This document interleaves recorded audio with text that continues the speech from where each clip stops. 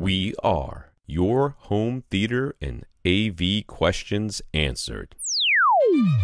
This is AVRant. Want your home theater or AV question answered by Tom and Rob? Send it to question@avrant.com. Welcome to another edition of AVRant. I'm Tom Andrew, and I'm here with Rob H. This is AVRant. It's your home theater and AV questions answered. People can instantly already tell what we're going to talk about. This is who can tell which mic I'm on. It's impossible to tell the difference. No one had any strong opinions about the last mic. Let me just tell you, as a reviewer, this is why reviews sometimes don't happen. Okay. All right. This is why reviews. I assumed that based on the form factor and a bunch of other things, that mic would be of a reasonable quality. Okay. I think that there was nothing in there that made me think that it wouldn't be of a reasonable like just quality. Instantly, sight unseen, just thinking, okay, snap judgment. Yeah. Snap judgment. So I did do the USB part of it. Sure. Testing. And it did not perform great. Okay. But I was like, well, that's a USB side. Maybe that's just kind of an add-on. It's really meant for the XLR, which is what I connected it to here. Right. There is literally no difference in my setup right now, other than how hot I moved the mic input level. And everything else, the preamp, the computer, the cables, the stand, everything's the same. Except for the mic. Now, some people did point out you are used to, on the mic you're back on now, the mic you've been using for years and years and years prior, other than last week, that is a compression-style microphone. That is the type of microphone that picks up sounds broadly, widely, doesn't really do a whole lot of attenuating sounds from outside. So you are used to the position of that microphone, and then last week, the mic you were using was a dynamic microphone, similar in design, not in form factor, but in the way that the actual device inside picks up the sound to the mic that I'm using. Dynamic microphones, stage microphones, if you want to think of it that way, you are meant to speak right down the barrel of the mic, mouth close to the microphone, and you had it positioned fairly similarly to the way you have your compression mic positioned. So people were like, okay, maybe if you just get closer to the mic, just talk right down the barrel of the mic, it'll sound much better. But you tried. It is not the case. That is not the case in any way, shape, or form. There is no. Could swallow that microphone. I'll just get farther away from the mic right now. This is me just way off axis, far away from my microphone, and I'm sure I got much quieter, but I don't know if the quality sounded like I was inside of a hollow tin can. You sound a little bit more echoey. Sure, right? Sure. You sound. You can hear the room a little bit more in your mic, but your quality is still the same. The quality of that microphone. Like the entire timbre of my voice. Done it. I shouldn't have just sight unseen, untested. Rob told me beforehand, he goes, you sound a little not great. I thought you were just on the mic that was built into your laptop or your webcam or something like that. It was, along that line of quality. Oh, yeah. Especially on a Skype call, sometimes what you're recording is the actual mic you intend to use, but then the Skype program ends up switching over to the, laptop's mic or the webcam's mic or something like that. Happens all the time when we first click on.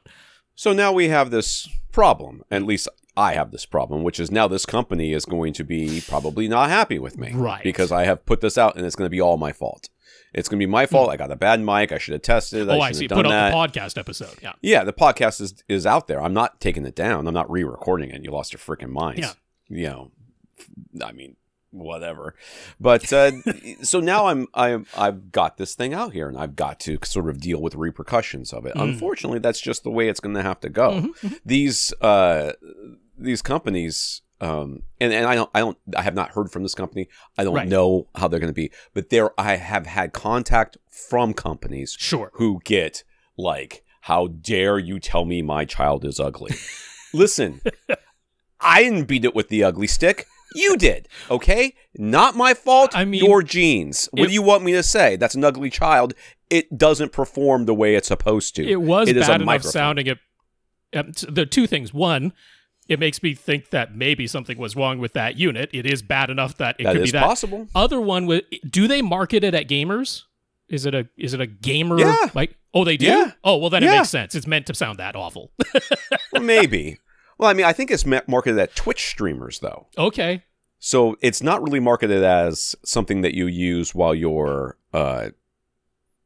gaming as much as you are talking to chat. Right. If you no, but I mean, it sounds like all the gamer headset microphones. Yeah. All the headset microphones from all the multi-$100 headsets that are marketed specifically at gamers with their RGB lighting in the ear cups, they sound that crappy. That's what they sound like. So maybe that's exactly what they were going for. They're like, this is clearly what gamers want to sound like when they speak into a microphone. So we're just going to do that in a XLR and USB, stand-mounted microphone instead. I wouldn't put it past them if that's who it's marketed towards, because that is surely what gamers sound like so much of the time. So we got lots of emails from Jonathan, Mark, Joe, James, Nelson, probably more. Yanick, Mario, Sammy, and other people via social media, and a lot of YouTube comments. The most we've ever had. I mean, we discovered how to bypass the algorithm there. How do you get more interaction and comments on YouTube? Well, you just change microphones to something that sounds horrible. So much worse. This microphone is nearly 20 years old. The microphone I'm using right now. This is an AT 2020. Yeah. The Audio-Technica 2020. Yeah. There is like no reason for me to ever. And not only that, I have another one. Okay. in case this one breaks, I got another one lying around. I have to go dig it out of whatever box, dust it off, and put it in here. I am also on an Audio-Technica microphone, but a dynamic one, a stage one. USB and XLR both supported on this one. So different form factor, different microphone technology. Audio-Technica mics, they don't cost an arm and a leg. Mine was like $130. That's not nothing, but it's a lot less than you could pay for a microphone. Right, and you've got the USB model too, which means you don't have to have the preamp. I have to have the preamp for the because I'm just using USB plugged straight into a USB port on my computer. That's it. It could sound better, actually. It's sort of, for me, it's sort of like a nice little, for all the listeners out there, the people who are like, how come all these reviews are all positive and stuff like that? Because when a product like that comes in, a lot of times I would reach out to the company and say, hey, this doesn't sound great. Yeah. Is this the way it's supposed to sound? Yeah. And then they'll give me some troubleshooting hints, or they'll ignore me. That could be the other thing. And I'll either go, well, I don't really feel like bagging on this company on the internet, because I am not an incel who hates Star Wars. Because I know we can't. Women. Yeah, we'll briefly touch on that later. We're getting to it. I'm telling you, single-handedly, I am trying to whittle down our audience to just the smallest segment of our niche community. I mean, we started pretty small to begin with. I know one person left our viewership and Patreon supportage because of my comments. I can't remember if it was last week or the week before. I think it was last week. So I'm responsible for one going away. Oh well. Got to protect the $1 trillion company by showing us what's for. Yeah, that'll hurt. That'll hurt them. Hurt us? No, that'll help them. You know they do the same for you. Oh, they will. Absolutely. Anywho, so yes, I don't really want to necessarily bag on companies for no reason. Everybody puts out I would like to think that nobody would intentionally put out a bad product. Maybe I just don't get it. Like Rob said, maybe it's like, oh, this is not really meant for you, Tom. This is meant for people who are going from the I don't know, the headset that's plugged into your controller to this, and this is an improvement. I just remain baffled by the state of anything marketed at gamers. I don't understand. Like, there's absolutely no reason why the headphones and headsets have to perform as poorly as they do. I mean, from companies that make other headsets and headphones that sound good, way better. Yeah. But as soon as it becomes marketed at gamers and streamers, for some reason they're like, well, the last thing they care about is quality. In fact, they must want terrible quality because that's what continues to sell. I mean, it's a weird, bizarre echo chamber. Round and round it goes. It's very strange. I would think that a company like that would just like not be able to even purposefully design something that sounds bad. Do you know what I'm saying? Well, you just take the capsule right out of the boom mic of a headset. to do like one of those, an artist to do one of those like sidewalk art paintings of you, they're like going to still do it too good. Right. Because they're just incapable of doing it poorly if they're a good artist. They're just really like, well-trained singer asking them to sing poorly. It's like...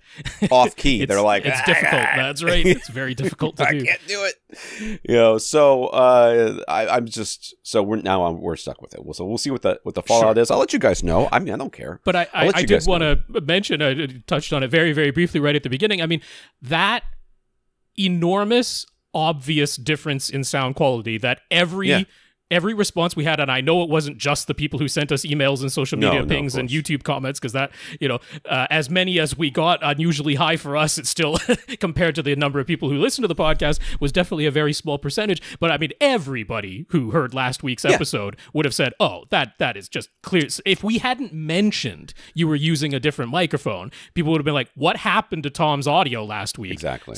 And so when we talk about blind listening comparisons, like, not needed for something not needed like for that, but also like, I'm not saying the differences have to be that egregiously large, but it's like a lot of times they're very close to that. It's closer to that end of large versus the, I am pretty sure if I listen to these back to back 10 times in a row, I can start to pick out a difference. Like, no, that's so subtle that I'm not going to worry about that end of it. I'm worried about like the difference between last week's episode and this week's episode in Tom's microphone quality. Like, that is something where 100% of the time, if you had no idea which microphone Tom was using and you were comparing them blind, you would be able to reliably tell one from the other. That's a proper blind comparison.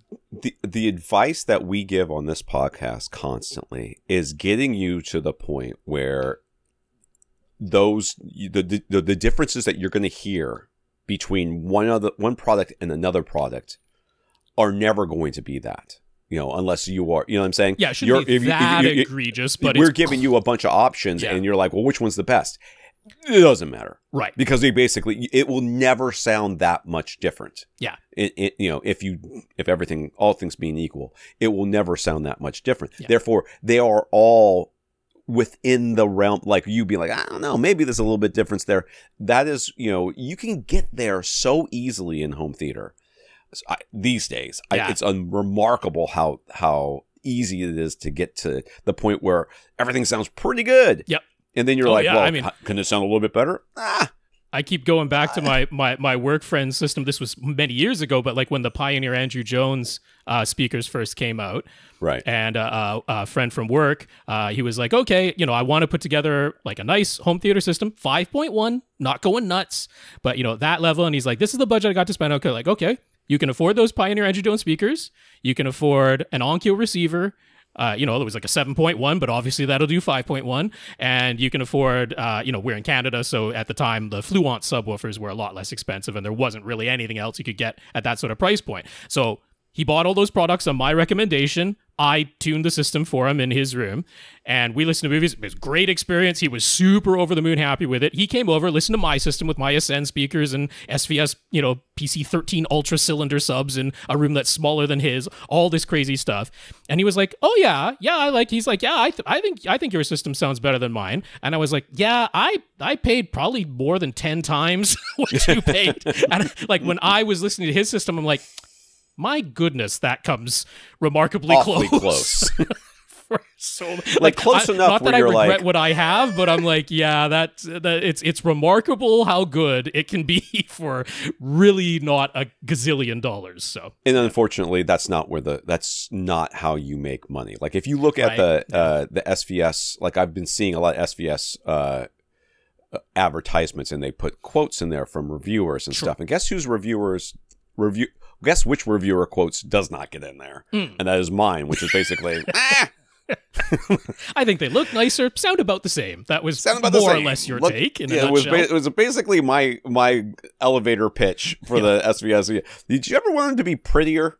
Because that's what they got. I mean, I'm sure they can pull a quote or two from James Larson's review that he did for Audioholics, but like his overall thing was like, he's like, he was impressed with the engineering, generally very positive on it. But he's like, honestly, they're slightly less accurate than the last generation. Like if you're just looking at an anechoic frequency response measurement on and off axis, he's like, new ones, not as accurate as the old ones. Like that was the objective takeaway in terms of the measurements that he took. So I'm pretty sure that won't be the pull quote either. So it's just, you have to be like, oh my God, these are the next level. These are, it's game changing. Like that's in cycling. Beats that's what everything I hear all the time. At twice the price. Yeah. It's game changing. It's game changing. This is a game changer, Tom. You need to get aero bars on your bike. It'll be game changing. I'm like, who am I? Who am I that it's going to be game changing? And even in the actual research for these things are like over 100-mile race, it's like 20 feet. You'll be 20 feet. You'll get there 20 feet faster if you have aero bars. I'm like, all right. Well, first of all, not racing. Second of all, not going 100 miles. Second of all, don't care. I think that was two. You're not quite at that level. That's not the. But even then, would you even notice? Would you even notice? The same thing. In home theater, as in bikes, as in many other things. The difference between a sports car and a minivan. You notice, like, immediately. There is no doubt that you're getting into a sports car versus getting into a minivan. If you had your eyes closed and you got into a sports car versus a minivan, you would know the difference. If you were already in the vehicle with your eyes closed and you pressed the accelerator, you would notice the difference between the sports car and the minivan. You could hear the difference. Like, everything is different. There's a big difference. But one minivan to the other, you're like, I don't know. Minivan to an SUV. I don't know. Many SUVs to like trucks these days. I don't know. It's all the same thing. All right. So, Rob, what did we watch this week? Yes, indeed. Do you want me to start with what we shared in common? No, let's not do that. I forgot. I did watch something. I didn't think I did, but I did. We'll do the same thing then. We'll trade back and forth the things that we didn't watch in common and end with the one that we did. So I watched. Name of that movie? I don't know what you watched, but I watched Anatomy of a Fall. So that is on Amazon Prime, Oscar-nominated movie, and a murder mystery. All of that is right up front and shown to you. But this is a movie that I will first say, I think there's a certain number of people that will be annoyed by it, in the sense that even though everything in this movie is like discovering the murder victim and then going through the trial of the prime suspect, that's the entirety of the plot of this movie, that isn't what the movie is about. So I mean, it's tough to say that that's not what the movie is about, because that is the entirety of the plot, but that isn't the theme of the movie. And so if what you're watching it for is a rote murder mystery, as in, here are the mysterious circumstances, here's the evidence of why we think the prime suspect did it or maybe didn't do it, and then the reveal at the end, we were right or we were wrong, the jury got it right or wrong, that isn't how this movie plays out. That isn't the arc of this story, and it isn't what the meat of if you're like, what is this movie about? That's not what it's about. That's just the structure. That's the scaffolding. Is it a TV series or is it Anatomy of a Fall? It's a movie. Oh, The Anatomy of a Fall. Yeah. I'm looking up The Fall. It's not the same. So the thing about this movie that stands out the most are the performances. All of the actors in this movie are tremendous. It is half spoken in English, half spoken in French.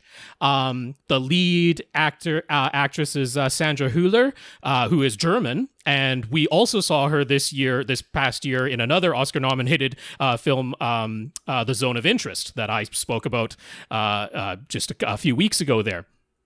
And so this kind of her year for being noticed by American audiences, because she's been pretty big in Europe for a while, but we haven't really seen a lot of her here. So fluent in 3 languages, German, English, and French. Speaking French and English in this movie, Anatomy of a Fall. All of the other characters around her are predominantly French-speaking. It's set in France, but they also speak English.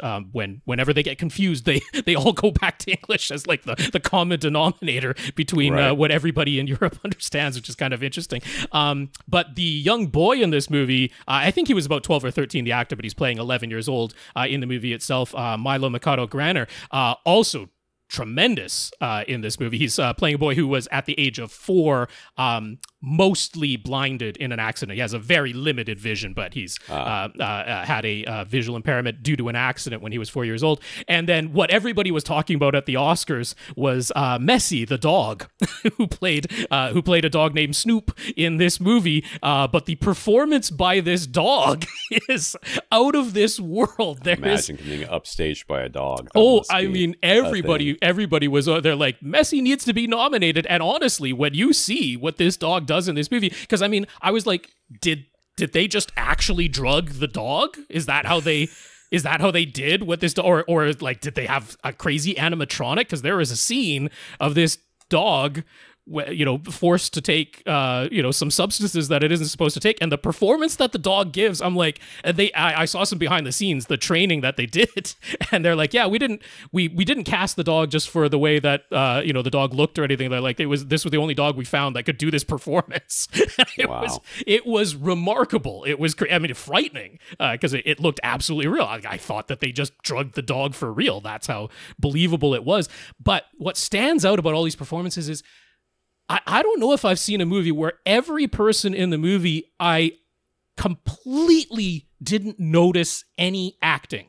They were so natural. They were so believable. And yet, spoke very clearly. It was like the best trained stage actors who adapted themselves to film is the way that I felt about it. It was very noticeable in how unnoticeable it was. It was really, really tremendously well done.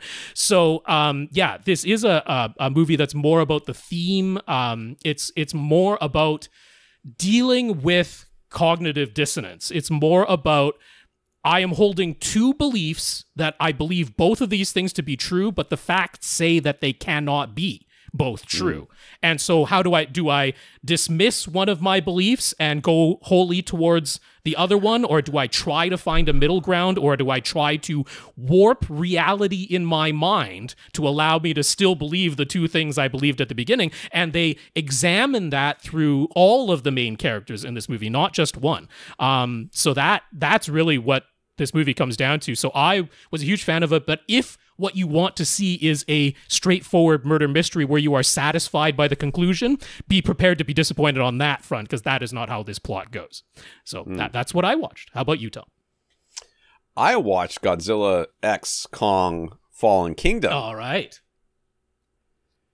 Yes. I don't think I'm a better person for it. I'll be honest with you. That movie Godzilla -1, it was not. It was not. No. I think there should be a drinking game that involves pointing out recreated scenes from other movies in this movie. That would be fair. Because there's the Crocodile Dundee throw a can at somebody. Sure. Who's running away and then hit them. Yep. That happened in there. Yep. There's the Sparta, the 300 yes. Sure. Kick people off of things thing. I was like, oh, is that going to be a thing? And it was a theme. And I think that Gary Oldman was the physical model for the professional in general, the shot composition. Okay. For the bad ape. Okay. Guy. Kind of had that whole weird head cocked thing and low angle, high angle. I weirdness going on. I didn't catch that on my watch through, so that's a good call. All right. I don't know that it is, but to me it gave me that feeling. Okay, that same feeling. That's fair. So I think what you said when you saw this movie is like, why did we have humans in this? And when I first, because I don't remember the last movie all that well. I do remember I saw it. Skull Island, right? Is the last one? Oh, that wasn't the last one. Kong Skull Island. Godzilla I think was the versus beginning of it. Yeah, Godzilla versus Kong is the last one in the Monarch Legacy. I think I've seen them all, but somehow I don't remember that little girl at all being in this thing. Maybe I she was in the last one. She was in the last one because she was on Skull Island with Kong and she communicated with him sign language. Yeah. I do remember all that, that whatever. But anyways, I saw her and I went, oh, she looks just like those girls who used to ride Mothra in the old movies, the twins. Yes. And I was like, oh, that's kind of a neat little callback. I'm like, it is not a callback. Right. This is definitely happening. So at some point they just gave it up. They just gave up like anything making any sense whatsoever. They're just like, we're gravity. Oh, I know. And they just walked away. I'm mean, like, that's the whole explanation for what's going on. Did you like, I didn't mention this last time, but I'll mention it now. In many of those shots, since it ended up being monster versus monster without any humans in the shot, and they were in like this weightless scenario and stuff, it's like at that point, the monsters have no sense of scale. Like they have no sense of being as large as they are. They could be any size because they just have them moving at normal human speed at that point, in which case like they would be breaking the sound barrier with their fist and feet because that's how big they're supposed to be. So if they actually moved at the rate that they're showing in the movie, there would be like sonic booms happening. I did not realize how many pyramids there were in Giza. Ah, yes. Because there's definitely more than 3. As many as we need to destroy. That's how many there are. I did like Super Saiyan Godzilla. Yes. That was nice when he powered up, and it was all Godzilla black or whatever the one with the pink hair is. Whatever Saiyan forget it. Yeah, there was hair. one before, yeah. So when he powered up, I was like, I'm telling you, I don't even know why they put Kong in these movies, to be honest with you. Well, I know he's supposed to be like a stand-in. Kong is the stand-in for the humans. I'm like, I just want you to cut to Godzilla. But you just please cut to Godzilla, because Godzilla is literally the best part of this whole Kong stupid movie. Kong is the bestest blue-collar guy there ever was. He's just trying to put in his day's work. That's what Kong is all about. I mean, we did start the movie off almost towards the beginning of this movie with Kong beating up other people with a baby. He just grabbed a baby and was beating people over the head with it. But then he treated that baby so nicely that he came around. Oh my God. Oh, I'm sorry. Childhood trauma. Were you guys somebody else getting twitches by this whole thing? Like, oh, that reminds me of my childhood. But I still enjoyed that movie because it didn't pretend to be anything greater than it was. It knew what it was and it went for it. And any movie that does that, I'm fine with. I mean, when one monkey's mocking the other monkey for having a fake tooth, and then they call back to it at the end of the movie, I'm like, this is just... I actually stopped the movie once, walked out of here, stared at my family, and just shrugged and laughed and went back into the room. I was like, I don't know what to tell you guys. I don't know what's going on in there. But hey, they're like, full home theater experience, Atmos. There were definitely some rumbles. There were definitely some surround sounds. You know, you got to give it credit on that front. HDR looked great. It was great. Yeah. Yes, it's Godzilla. Oh, phenomenal. And key to all this, Tom wouldn't know this, very unfortunately, but Godzilla X Kong Fallen Kingdom is a movie that puts sound into the front wide speakers if you listen in Atmos and you have front wides connected. So instant 10 out of 10. It's automatic. Absolutely. I mean, they're like, I don't understand why people aren't going to the movies anymore. Have you seen the movies that you're putting in? I just can't. That movie did pretty well in the theaters. I can't imagine. I mean, either I don't know. I don't want to insult anybody who went to this movie. This movie, saw it in the theaters. I don't think it's necessarily. I don't know what to call it. It's not a bad. Is it a bad movie? Popcorn movie, Tom. It is 100% a popcorn movie, and for that, I begrudge it nothing. I thought it was a perfectly enjoyable popcorn movie. I don't drink anymore. I stopped drinking. Yes. I think that if I started drinking again, right, I would really, really like this movie. And that's maybe what I'm in the wrong headspace. That really is all Kong was missing. He needed a gigantic six-pack that would have fit right in with his character. Oh my God, that would have been perfect. It would have been perfect. Yes. I do like how he was also Pitfall Harry through parts. Swiss Family Robinson, that was definitely in there. They were all over the place. Well, if that wasn't to your liking, I know you have Amazon Prime, so maybe Anatomy of a Fall. You should check that one out, and maybe that'll be more to your liking. Little bit more thinking going on there. But I don't want to think of that much. We both of us watched, of course, the Acolyte, Star Wars, Episode 3, the third episode of this season. It did more or less what I predicted last week. We had ourselves a flashback episode. We had more or less the explanation of why we should care about the main characters. If some people didn't completely buy into it or found it a little bit cliche or a little bit cheesy, whatever. Like I think that's a perfectly reasonable criticism of it, because I had some of that thought too. But at least now I'm like, okay, I get it. I get where we're coming from. I get some of the backstory. And all the where we're going to start touching on the reviews and criticism. I mean, because some of it is so stupid that it's not worth it, but some of the fairly reasonable criticism, because it's fine to have reasonable criticisms of things. Some of the reasonable one, people have been pointing out how the sort of overall mystery of the birth of these two main character girls, these twins. Yeah. People are like, oh, this undercuts or it takes away the lore of Anakin, you know, being this father, you know, doesn't have a father, was created by the midi-chlorians, created by the Force. And I'm like, did anybody else think that was like the worst? I mean, as much as people hate the prequels, some people hate the prequels. Sure. I mean, I don't love them, but I don't really care that much. I certainly don't have time to hate anything. I had forgotten that. Yes. And I promise you, I'm going to forget it again. You forgot that?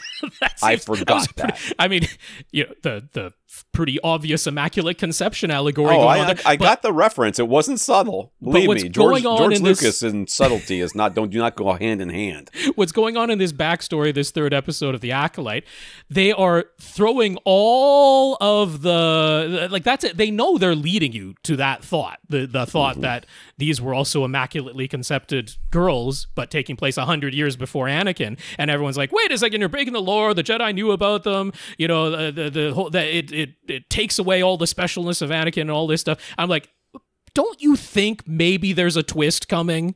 Don't you have the foresight? Because all they did was like, if the Jedi found out how they were born, there'll be consequences. I'm like, so that wasn't saying they were created by the Force. You know, it's like people leapt to that conclusion. They very much. I'm not saying that the show didn't very much intentionally lead you to make that leap, but I'm like, I think they are making that a red herring. Maybe I'm wrong. Maybe they're absolutely 100% going exactly the way that they're leading everyone to believe. But that is a criticism. Like, I didn't see a single person saying what I just said. I mean, not that I've seen every review or everything of The Acolyte, but I didn't come across one other person being like, yeah, that's clearly what they want you to think, but probably so that because they're throwing us off the scent of what really went happen. That's what I think is going on. But yeah, we were saying before the podcast, the little comments we maybe wanted to make about the ridiculous backlash to this show. It's just silly. It's just silly. The whole thing. Everybody. It's just at some point. And I was talking to my kids this week. First of all, my big if there's a criticism of this, I just take the story for what it is. Yeah. You know, and I don't really care that much about how it affects the rest of the in-world universe. I don't understand how any of these people who claim to be fans of the of Star Wars or Marvel or anything can be like, oh, continuity is king and blah, blah, blah. I'm like, are you kidding me? They retcon things constantly in all of these properties. Yeah. Constantly they retcon it, and you guys get bent out of shape, and then after like a little while of you getting used to it, that's right. Then suddenly it's sacrosanct. That's can't the be sacred broken canon again. now. Yes. Yeah. So I just. Yeah, I don't pay any attention to any of that. I just take the story for what it is, and then, you know, the thing that bugged me about this episode, and there's only one thing that really bugged me. The one thing that bugged me the most, I'll put it that way. They're twins. They are. They are not. The two girls young do not actresses look the same. I don't. Maybe they are twins, but maybe they're the type of twins that don't look completely identical. I don't know if they are or not. I didn't look up who the later on in life, which seems kind of odd. So right, I mean, yes. The whole time I watch it, I'm like, they're doing it on purpose. They're doing it so that you can tell the difference between the two girls without them having to put like a red ribbon in one hair and a yellow ribbon in the other, sort of thing. So I was like on the fence back and forth of like, why should I just lean into the whole, just ignore it because they're just doing it so that you can remember which ones are which, or should I be like, they should have just done the ribbon thing or something else? I mean, the one girl gets the thing on her forehead eventually anyways, and then you can really tell them apart. You know, and if you have a good enough actor, they can shift their demeanor to the point where you can tell the difference. I mean, Orphan Black, I guess, would be the example I would use. Yes. But clearly, finding a young person who could do that is And of course, this saved them the idea of having to film a single actress the entire time and do all the green screen and everything. Yes. They just have two actually different people on screen at the same time. That's the much easier thing to physically shoot in a TV show. I mean, the one dislike I had about this episode was just the lack of Daphne Keane, which of course made sense because this is taking place either before that character is born or she would have been exceedingly young and wasn't a Padawan yet. So, but that's I missed her because she's my favorite character in this whole thing, even though she isn't the main character whatsoever. So, we also, they also have to do some things to convince me of some other things that in order for me to get behind this whole thing. Because there's going to be and this is Star Wars, there's going to be a redemption arc for the bad guy. There's always a redemption arc for the bad guy. That's sort of the thing. But, I mean, that little girl was, let's say, not nice. Okay? Like, when you say... Left to some conclusions of her own, for sure.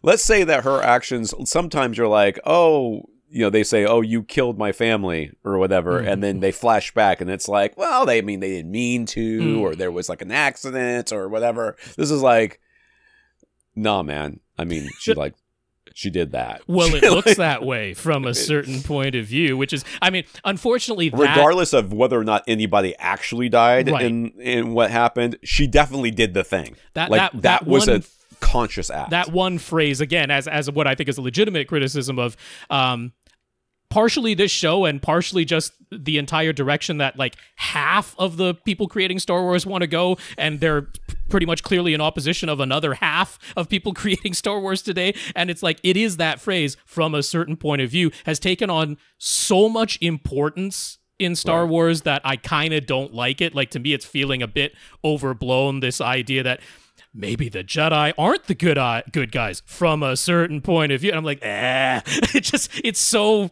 I don't know. That's a little bit overdone, but that's all of Star Wars at this point. That's not just the Acolyte. But going back, the one comment I wanted to make about the quote unquote criticism that's going on, I just found the humor in, there was a movie called Acolyte, not The Acolyte, just Acolyte, a completely separate movie. And there was a fan-made film called Star Wars The Acolyte.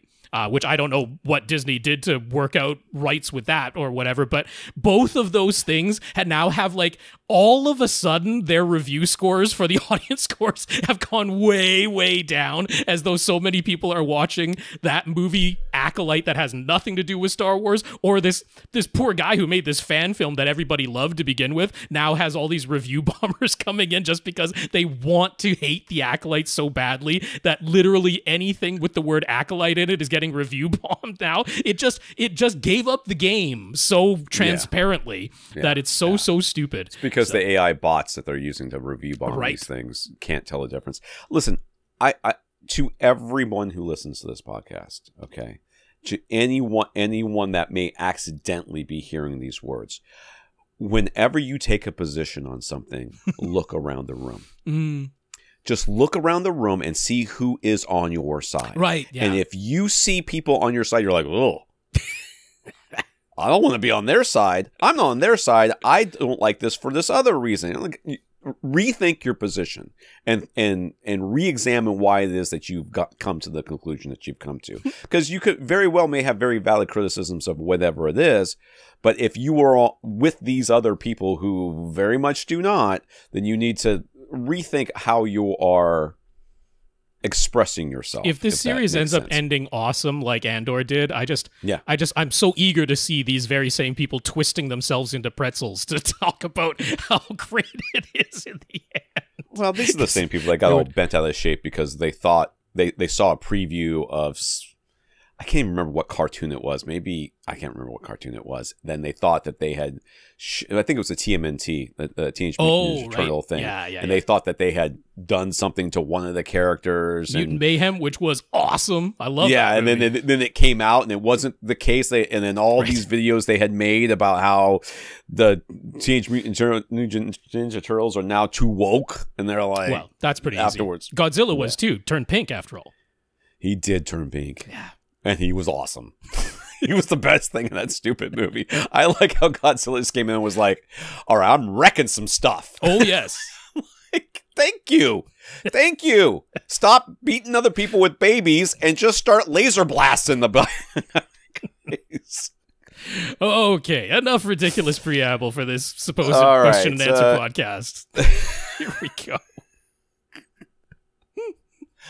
I just can't get over how he grabbed the baby by the leg and started beating people with it. I was like, oh, that seems like somebody should have talked to somebody about that before he let that one go through the FX.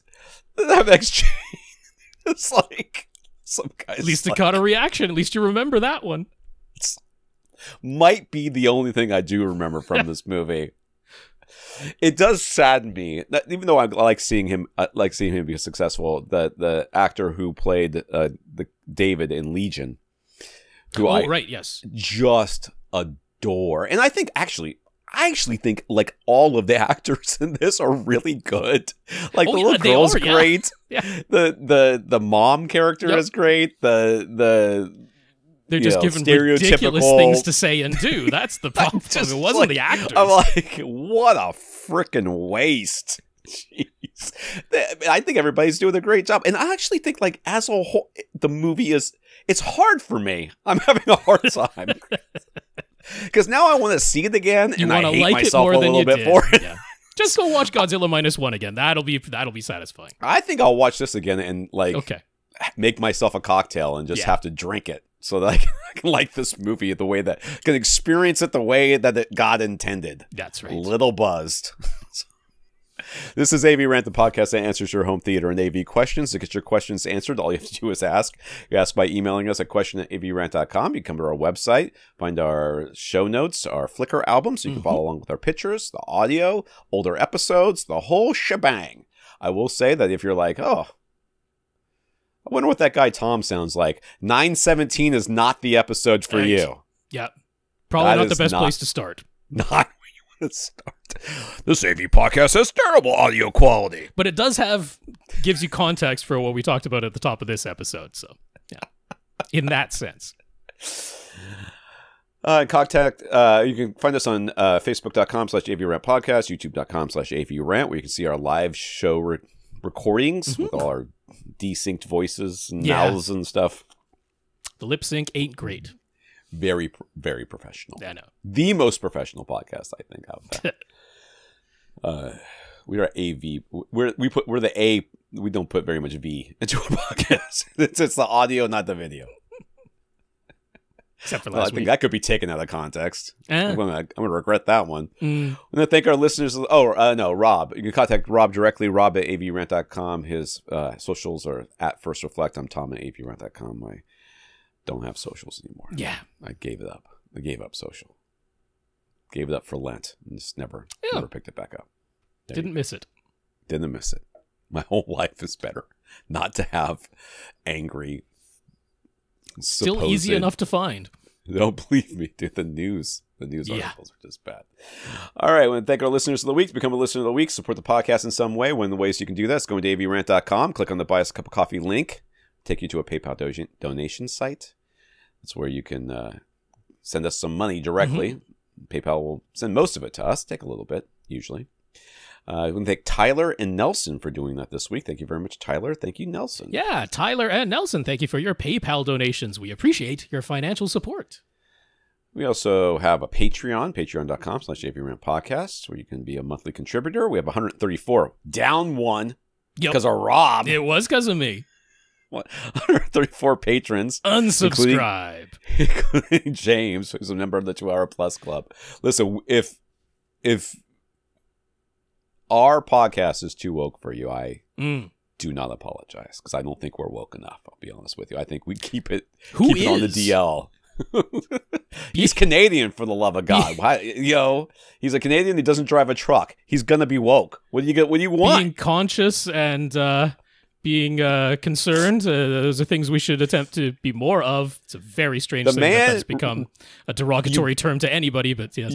You come here because Rob is very scientific and he does all this research and stuff, and you think that he's going to be like, and also women suck.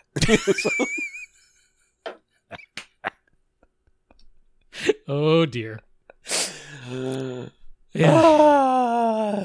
It is the season. Anyway, patreon.com/AVRant podcast. That's where you can go to sign up to make an automatic monthly donation, or even rethink your position and come on back, because, well, that's perfectly reasonable, whatever you want to do. But there are 134 people who have stuck around so far. James is one of them. We also love member you. of the 2R Plus Club. Each and every very, one very of nice. So if you can't support us financially, support us in some other way, and we will mention you here. Infinite Gary sent a movie code that I was able to test for him, and then did it work, Rob? I don't remember which one. You said it did. You sent an email that said code worked, so that must be the successful test that happened. Thank you, Gary, for allowing me to test that code for you. That's right. You now can rest assured that it works, and at your leisure, you can use it, because that's how that works. Sure. Wink, wink. We also got notes of gratitude for keeping the podcast going through, I guess. I'm sure there's something. They got heat domes going on over there in the East. U.S. and Canada under heat domes. It is very hot here in Florida. I'm going to be honest with you. It has been not fun. And it's even hotter in Montreal right now, which is so strange. So, yeah. So you guys all know I started shaving my head recently. It's like very recent, right? So this is the first summer I'm experiencing the head shaving. I did not realize how absorbent your hair was for the amount of sweat that you put out until now. I'm like, I was like the last couple of weeks while I'm cycling, I've just been getting like these rivers of sweat in my eyes, and I wear headbands and do all the stuff I'm supposed to do, and it's like I'm like, oh, global warming's killing us. I'm like, wait a second, you shaved your head now, and now maybe that's the problem. And it is I don't know what I'm gonna do. It is why we developed eyebrows to keep form I need that more. I know. Yeah, you got pretty thin eyebrows, so that's not helping you out there. Anyways, we got notes of gratitude for keeping the podcast going from John, Mike, Steve, Joe, Dazz, and Kris. Thank you for thanking us. Yes, I'll say those names one more time. John, Mike, Steve, Joe, Dazz, and Kris. Thank you for your notes of gratitude and encouragement. They're very much appreciated. And a big, big thank you to everybody who continues to listen and send in your questions. So in the news, we got the Alamo Drafthouse theater chain, which I've never heard of. I assume it's really? Texas only? Is it Texas only? Well, they started in Texas, but they have spread throughout the United States. Never heard of it. No, really? Wow, that's... Alamo Drafthouse theater chain has been wholly and solely acquired by Sony Pictures Entertainment, which I thought was illegal, but I guess it's not. We'll talk about that, yeah. Alamo Drafthouse was founded in 1997 by Tim League and his wife, Carrie. It began as a single-screen repertory theater in Austin, Texas, and it grew into the 7th largest theater chain in the United States. But in the midst of the pandemic in 2021, they were forced to seek Chapter 11 bankruptcy protection, and the Leagues, that's their last name. The two of them, yes. Yes. Not more than one league, but the Leagues as the people. Ended up selling enough of their shares to a consortium of private equity firms that they became minority shareholders in their own company. Tim remained in his position as executive chairman. Private equity ownership saw cost-cutting measures implemented, including full closure of 6 Alamo Drafthouse locations, 5 in the Dallas-Fort Worth area, and 1 in Minnesota. 35 locations remained in operation, along with the Fantastic Fest Film Festival. Boy, that's easy to say. Yeah. But now Sony Pictures Entertainment has swooped in and bought all of it, with plans to incorporate the theaters and the Fantastic Fest into their new Sony Pictures Experiences division. Tim League will remain as an advisor. Most Hollywood studios were not allowed to own theaters for a 71-year period, while Paramount decrees were in effect an antitrust measure, but that ended in 2020. Sony Pictures and its Columbia Pictures subsidiary were never subject to that decree, though, and they had already owned the Lowe's theater chain from 1988 to 2002, and now that the Paramount decrees have ended, they are still the only major studio to get back into theater ownership. Netflix and Amazon have both purchased individual theater locations, though. Sony Pictures has pledged to keep the Alamo Drafthouse. Let's just all hang our hat on the pledge from Sony Pictures. Well, I'm a little bit more. They also pledged not to make a bad Spider-Man movie, and they were like, ugh. After doing it so many times, they're like, Marvel, fix it for us. Sony Pictures has pledged to keep the Alamo Drafthouse headquartered in Austin, Texas, with all 35 remaining locations staying open until they get a tax break in another city, and then they're going to move the whole thing. Their vision for running and expanding the Alamo Drafthouse brand seems to align with the League's original commitment to movie appreciation and viewer experience, including in-theater dining. And Sony made it very clear that they will not become Sony exclusive theater, saying they welcome all content from all studios and distributors as long as you're not making more money than us, and in which case we're going to kick you out. They did not say that last part. That last part, they totally said it. Not loud, but they were thinking it. The financial terms of the sale have not been made public. I mean, can we just all... I don't understand why the grass is greener is still so very true in this day and age. Like, we have like, you can almost describe the public's opinion on a thing solely dependent on how long it's been since they have experienced the bad part of that thing. Okay. So when it was bad, they switched away from it and they were like, oh, this is so much better. And then fast forward a couple of years, like, oh, well, I want it to be back the other way it was before. It was better back then. And then they keep going back and forth. And it's just back and forth like this, back and forth. They're like, oh my God, this is crappy. I mean, to defend Sony Pictures in particular a little bit, like they're the one that didn't create a streaming service of their own. They have remained partnered with the established streaming services. They're one of the studios that has kept a longer window, a longer theatrical window than the other ones. Certainly, Warner and Disney famously, about facing, saying, stuff will be on their streaming services like within 30 days of it being in theaters, and then about facing on that. Sony never did that. Sony always tried to keep slightly longer theatrical windows, tried to keep that staged release format instead of having things hit all services simultaneously, keeping that more gated and staged stuff. So, there's evidence here that they have remained a little bit more traditional, and the way that the person who's in charge of this new Sony Pictures Experiences division and the CEO in charge of Sony Entertainment in general, the way that they spoke about it, they certainly, if they aren't being genuine about it, they paid excellent lip service to the point that I think they were being pretty genuine in that, like, saying they are personally fans of the experience, like having been to Alamo Drafthouses, liking what they did there, liking the Alamo Drafthouse has entire sections of like memorabilia, and it's an experience going to one of their locations.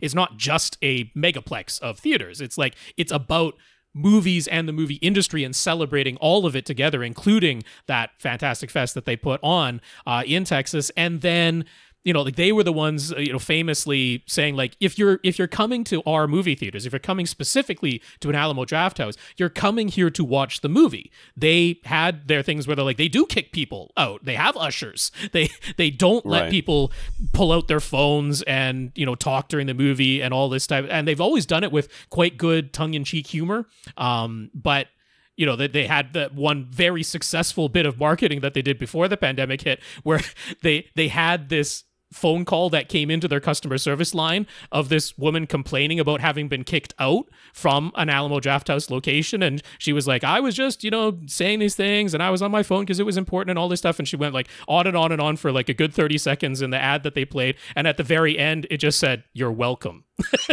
Because they're like, this is who's not allowed to come here. And it was very, very good viral marketing that they did that. So, what Sony, at least what the Sony representatives have said so far, I'm more positive about this. It sounds a lot better than the private equity firms who are like, we are going to strip mine this thing, get our profit from it, and sell it when we can. I mean, Sony sounds a heck of a lot better partner than them. So, and I hope so, because we have seen that happen over and over. What Red Lobster, that's what happened to them. There's just, it's over and over in these private equity firms. They come in, they maximize as much money as they can for their shareholders, and then they basically bankrupt the company. Yeah. And, I don't, you guys know how I feel about, movie theaters. I am uninterested in going ever again. I am probably going to go see Deadpool and Wolverine. Sure. I have a friend who wants to go, and I'm like, fine, I'll go. Yeah. But I don't ever have to go to a movie theater again in order to enjoy myself, or to feel like I need to get that experience. I don't have that great of an experience in the movie theater. Because I cycle, I'm always drinking water, trying to make sure I'm staying hydrated, because I sweat a lot when we're out here at 90 degrees and 90% humidity. So I like to take bathroom breaks, and I don't like doing it in the middle of a movie. Yeah. And I also like to have popcorn and something to drink, and it ruins the whole experience for me. So I hope you're right. I hope that's the case. No, I'm not like sure things could go wrong. That's of course a possibility, but I'm not immediately getting negative on this particular purchase because, I mean, of course everybody pays lip service to, we're gonna keep everything open and we're gonna keep all the staff on board. So like, yeah, if that isn't the case, I'm not gonna be surprised by any of that. But just the overall tone of this one felt a little bit more positive in general. So I'm willing to give them the benefit of the doubt on this one. Also, there is an additional side to this, which is that whole Sony Pictures Experience division, they also put out a trailer of their own, sort of their version of like Dolby Cinema, but using Sony equipment, right? So they're like, here's our 4K dual laser projector, like 2 projectors, laser driven. Here's our setup that's going to be going into our own Sony Pictures Experiences theaters, which is now the Alamo Drafthouse theaters. So they have these established locations where they can showcase Sony technology. So there's some, like, because Sony's such a gigantic and diverse company, there's more to it for them. There's more in it for them than just running a movie theater chain. They're like, we can actually use these to showcase our technology. Of course, Sony Pictures, Columbia Pictures movies are probably going to premiere at Alamo Drafthouses now. They're probably going to hold premieres there. So like, they have marketing opportunities for other parts of their business where it makes sense for them to not strip mine and destroy this thing. So I'm a little bit more optimistic on it. Yes. Comments from listeners. Gurinder is pretty sure I mentioned something similar to his story at one point, but here's Gurinder's story. Being the discerning home theater viewer that he is, and he is, it's true. He watched an entire movie, Thor: Love and Thunder, with it woke. Oh no! Why, Tom? Why?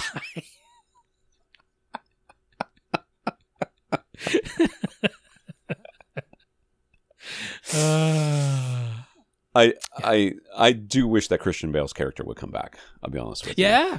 Gore the Thor the God Butcher is probably one of my favorite newer characters. It's Marvel. There's no reason he can't. No reason whatsoever. Doesn't matter how dead and every atom of you destroyed in this universe. Multiverse, baby. Does not matter in Marvel one iota. You can come back. I love Christian Bale, and I thought he was great in that movie. Yeah. Anyways, he watched an entire movie, Thor: Love and Thunder, with his family recently. It wasn't until he was cleaning up the home theater afterwards that he discovered his front left speaker had been physically disconnected the whole time. Yeah. Speaker wires unplugged from that speaker. Yeah. Guess the center channel and subwoofer really carried that movie. Just imagine if a single overhead speaker had been thrown out too, then he really would have noticed. Yeah. So yes, we've talked about how people are so worried about these minor little differences, these almost imperceptible differences, and how things just get just a tiny bit better. And I'm like, yeah, your speaker's unplugged though. If only Gurinder had monoblock amplifiers so that he could have really noticed the separation of those sounds. Yes. Bi-amped. He would have been fine. Yes. Would have been the channel separation that people always talk about in amplifiers. That makes no sense. You want channel separation? Unplug a speaker. There's some channel separation. There's some channel separation. There is now a gap between your center speaker and your surround left speaker like never before. All right. Here's some questions. Mike. So Mike says he made a bunch of 4-inch thick absorption panels to cover the typically recommended locations. Mm-hmm. He's looking at his walls and there's still blank spaces, so he's thinking he might make more 4-inch thick panels, but he'd make them different sizes and he'd create some fun-looking patterns. It would be more for looks than specific reflection points. The thing is, he has different amounts of space on his left wall versus right wall, so it wouldn't be symmetrical. Do it, don't do it, what do we say? I wrote an article that's called something like, can you have too much absorption? And then, like, you can literally scroll down and it just says no. I mean, there's a lot of more words, but it's no. You're never the chances of you getting there to the too much absorption is almost when it's just walls. It's not also ceiling. It's not also corners. When it's just walls, I'm more or less on the side of go ahead and do it. Because, the chances that... I mean, the thing is, look, these are panels that you're making yourself and hanging on your walls. If you honestly, through asymmetrical placement of your left wall versus your right wall, not at your first reflection points, but farther back on the walls, if you end up noticing some actually audible imbalance in the sound, you take some down from the wall that has more than the other side. Like, this isn't I'm so committed to this that I can't reverse course if it honestly is detrimental. So for that reason alone, I would say, yeah, go ahead and give it a try. If this is more about decorating your theater, I'm all in favor of any decorations you're putting on your wall also being acoustic treatments. So yeah, these not being at specific reflection points, this is going to be more about reducing general decay times throughout the room, which you can almost certainly benefit from. The chances of, if you only treated right behind your seats, just at the first reflection points on your side walls, and maybe on your front wall, I'm not even sure if you did, if you only treated those points, the idea that you couldn't further improve overall decay times in your room by treating other surfaces, that's pretty low odds, in my opinion. So I say do it. I think it'll be a good response, both measured and audibly. I think you'll enjoy the sound that you get from that. And I would think it unlikely that you notice a real imbalance from left to right. But if you do, you take some down. That's it. I'm going to find that article. I can't find it. I must be putting in the wrong search terms. William has a home theater set up in a slightly narrow but very long room in this basement. It's 11 feet. 3 inches wide, 8 feet high, but 48 feet long. Yes, that is substantially longer than wide. Woke. Sorry. What? Just your. It's an exposed concrete floor with a rug between the seats and display, and drywall covering the walls. He was thinking he might build a wall to make the theater into an enclosed 11.3 by 22 foot space, with a sliding door in the middle of newly constructed wall. Ugh. Yes, we will have a comment about that specific thing. Do we think he should proceed or just leave his basement as is? He was hoping to improve the sound in his theater. So, unfortunately, the way the room works is that you have to consider the entire space, obviously, for the in terms of pressurization, but not just that, but also room treatments, room acoustics. So you need to think about that there's that big space behind you, and how's that going to affect your sound? Echo-wise, there's something to be said for that longer distance and the amount of things that are going to be going on back there. By the time it gets back to you, it's going to be so much reduced in volume just from the distance, and so delayed that your ear will naturally, or your mind will naturally filter that out. Yeah, there'll be no blending and mistaking a early reflection, like a slap echo. Coming together with the original sound. No, your brain will filter that out very easily. So that's good. Sure, I've got no problems with it. So you can make the argument to me of having the putting a wall in, and also not putting a wall in. I think that you can go either way. That putting the wall in makes for easier, subwoofer placement, subwoofer integration, smaller subwoofers, less bass that you have to deal with, because this bigger space, you're basically want to have both your subwoofers behind you, in the midpoint of the side walls. If it's the midpoints of the side walls, they'd be behind you. And they're going to end up being behind you, and then you're filling that entire area up with bass. Also, I would kind of guess with a room that long that it almost certainly has at least a staircase opening or doors to other parts of the house that probably aren't fully sealed. So I mean, the overarching concept that you're talking about, the idea of taking this large open space and erecting a non-load-bearing wall to create yourself a more manageable enclosed space, that general concept I'm very much in favor of. The issue is when we start getting into the details, because it isn't just as simple as, oh, I've got this big space, I'm going to build this very simple, framed wall. There's nothing to that. That's not the difficult part. The main concern I have is the HVAC situation, your ventilation, air conditioning, heating situation.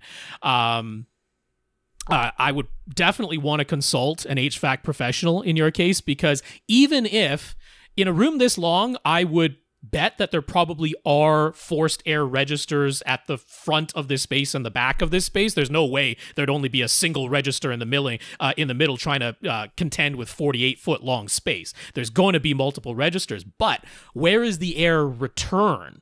Because wherever you're forcing air into a room, you also have to have a way for that air to get back out. And it's very possible that you might have forced air registers at the front and back of this 48-foot long space, but that the air return is right in the middle, or it's just a louvered door to the utility room or something like that is the air return in this space. So that has to be looked at carefully.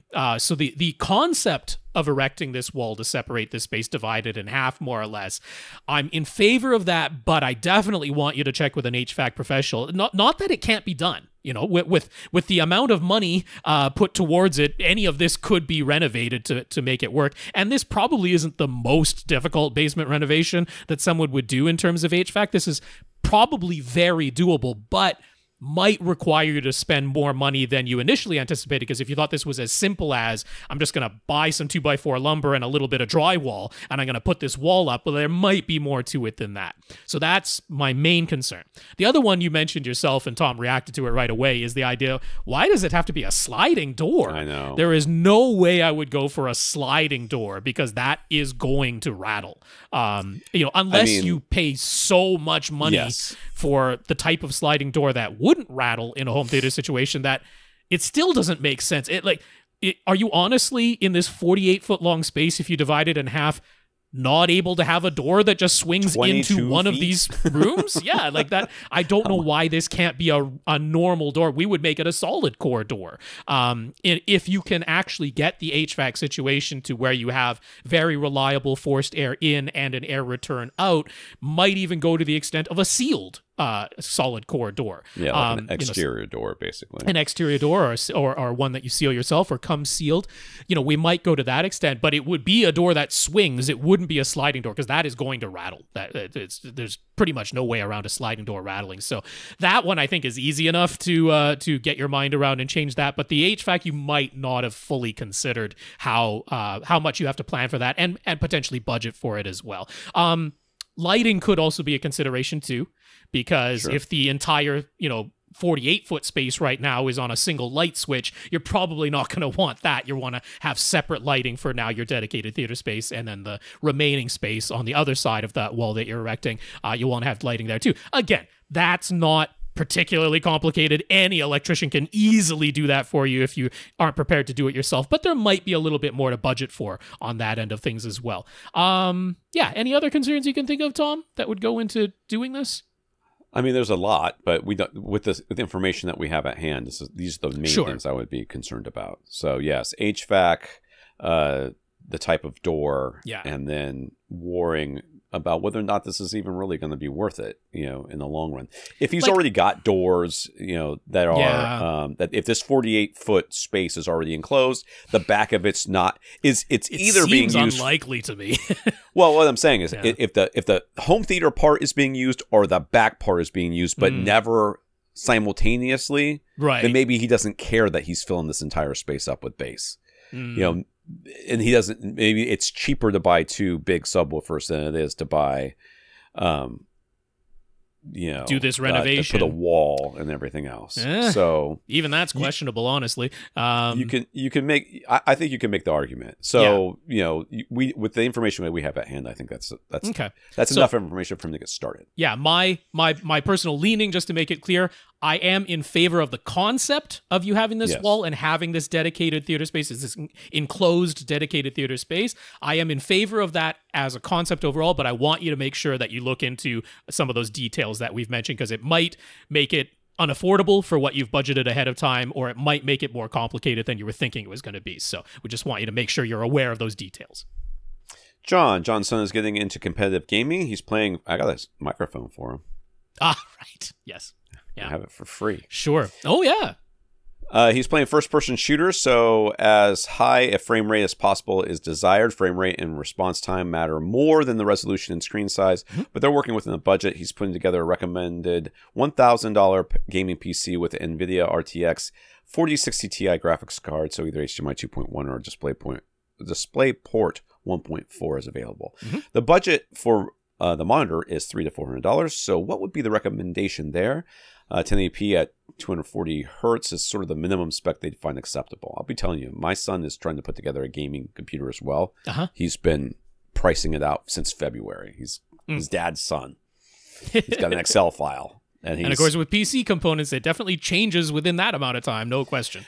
Yeah, so he's been kind of updating it and trying to find it. But he's at $1,500 for $1,000. Easily, yes. Yeah, $1,000 seems very reasonable for a gaming rig. So I don't know how he's got to that number, but I guess I'm jealous. I mean, he was sort of looking at websites that do these recommended systems at the various price points. So he's like, okay, I'll take one of their $1,000 recommended systems. So I've got a recommendation for you. Naturally, at this price point, this isn't going to be the be-all, end-all display with every single bell and whistle and the top-tier performance and everything, but I think I've hit upon a pretty good set of, I would say compromises, but not in a derogatory way, like a pretty good set of features that work at this price point. So the one I'm talking about, it's specific. So these model numbers, you got to be careful because there are a gazillion of them that sound super similar. This is very specifically the Alienware. Alienware is a Dell subsidiary, but it's the Alienware AW2724HF. And there are other ones that are almost identical in model number name, but they don't have this specific set of features at this specific price. So again, it's the AW2724HF. So this one, the retail price directly from Dell is $380. When I checked it today, they actually have it on sale for $330. So we know that it hits that price point. The 27 in the model number does refer to the screen size. So this is a 27-inch 16:9 flat monitor. Form factor wise, it has a really nice stand for swiveling and tilting and raising and lowering, and doesn't take up a lot of desk space. So on that front, it works really nicely. I think it looks perfectly reasonable and has a good selection of inputs and outputs that are present on this, including both HDMI and DisplayPort 1.4. So on just that logistics side of things, it works pretty darn well. Now, this is a 1080p resolution monitor, so a good amount of the cost savings comes from it not being 1440p, definitely not 4K, but it is 1080p at 27 inches, and there will be some people who are like, at that screen size, maybe I'd want to go to a lower screen size so that the 1080p resolution looks a bit sharper, or I'd want a higher resolution, but you also mentioned that your GPU is going to be an RTX 4060 Ti from NVIDIA. And honestly, if you want to start getting to 240 hertz or higher, sticking to 1080p resolution is going to be the way to go anyway. Could you maybe find a 24-inch monitor or smaller so that it looks a little bit sharper? That is one way, but I personally like having that little bit bigger field of view. It helps to be able to see characters that much more easily when they're just physically a bit larger and maybe not quite as pin sharp. So this monitor is marketed as being, HDR10 compatible, and technically, yes, you can take an HDR10 signal, input it, and something will show up. It won't just say incompatible signal, but it tops out at 400 nits. It tops out at sRGB color gamut, so it's not going to DCI-P3 or Rec 2020. It is an IPS LCD panel. So the contrast on that, the native contrast is about 1,000:1. This is in no way an OLED. Pure black looks a bit gray. There's just no way around that. And it is a fixed static LED backlight. But thankfully, it is not edge lit. It is a full panel backlight, but there's no local dimming or mini LEDs or anything like that. At this price point, you probably can't expect that. Where this is getting very much what you talked about is via DisplayPort. It'll go up to 360 hertz. And yes, it has full variable refresh rate support. So you can go beyond 240 hertz if you want to. Via HDMI, it'll top out at 255 hertz. But either way, we're meeting that side of the thing. I want to warn you that the Alienware software for setting up this monitor, for getting it synchronized with the drivers for your given graphics card and doing the color calibration, that type of thing, it's all a little buggy. It's all a little bit annoying. But once you have it set once, you don't have to touch it again. So there's some annoyance there in the setup I want to warn you about, but it's not that it it flat out doesn't work. It's just often a little bit buggy, and like you change one setting and then it reset another setting, and you have to go back and forth a couple times, or you have to turn the monitor off and back on again in between a settings adjustment. But once you have it dialed in, it works pretty well. If there's one criticism of this display I would have specifically for very fast action games, it's that it's inherent to the LCD technology. If you have a very bright little object running across a very dark background, or vice versa, a dark little object running across a very bright background, you're gonna see a little bit of a trail behind that little object on that background. There's not really any way around it. This does everything it can to mitigate that as well as LCD can by having this very high refresh rate, and they even give you the option in those display settings of toggling between 1 millisecond response time or boosting it to 0.5 millisecond response time.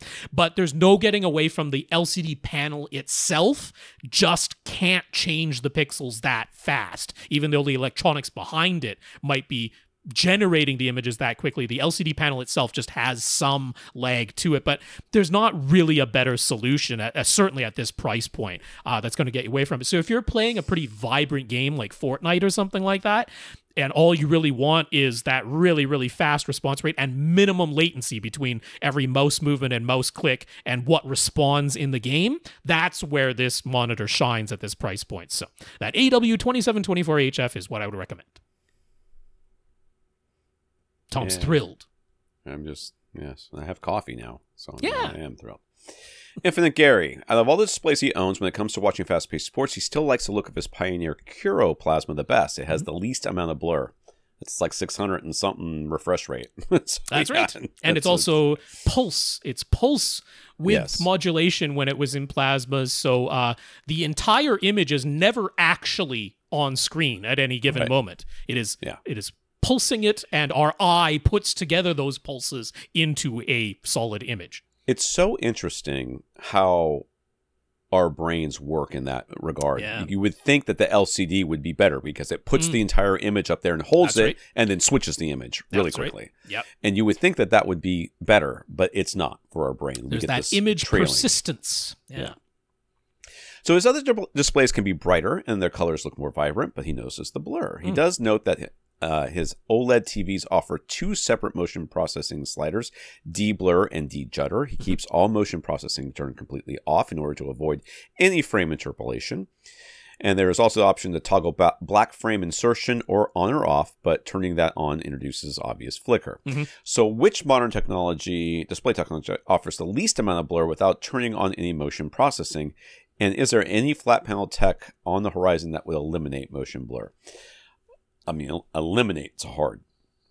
Sure. Yeah. I don't know that we're ever going to eliminate motion blur because these are static images that are put even up there. Plasmas still, like, it's in the same way that people will look at an OLED and say, I still see a little bit of a halo around bright objects on a completely black background. Is that blooming? And it's like, no, because if you take a photograph of it, there is no halo whatsoever. That's actually in your eye and brain that's creating that. And similarly with blur, even on plasmas, it's not zero perceptible blur because our brain still does this image retention inside of our brain that goes on even when, if you actually looked at an individual frame in a given time in a photograph, it wouldn't be there. So completely eliminating, no. In terms of what modern display technology has the least amount of blur, it would actually be DLP. Because DLP, again, is pulse width modulated display. It is flashing the image a gazillion times, and our brain puts that together. It's very similar to the way that plasma works. So DLP is actually the closest to it, but we don't use that as a flat panel technology. So in terms of what has the least in flat panels, it is at the moment OLED. But OLED is sample and hold. It displays the entire image and then refreshes the entire image, the same as LCD, but the pixel response time, the amount of time it takes to change from one image to the next, is considerably faster in OLEDs than it is in LCDs. LCDs just inherently have a little bit of lag to them as those liquid crystals twist and untwist. OLEDs don't have that.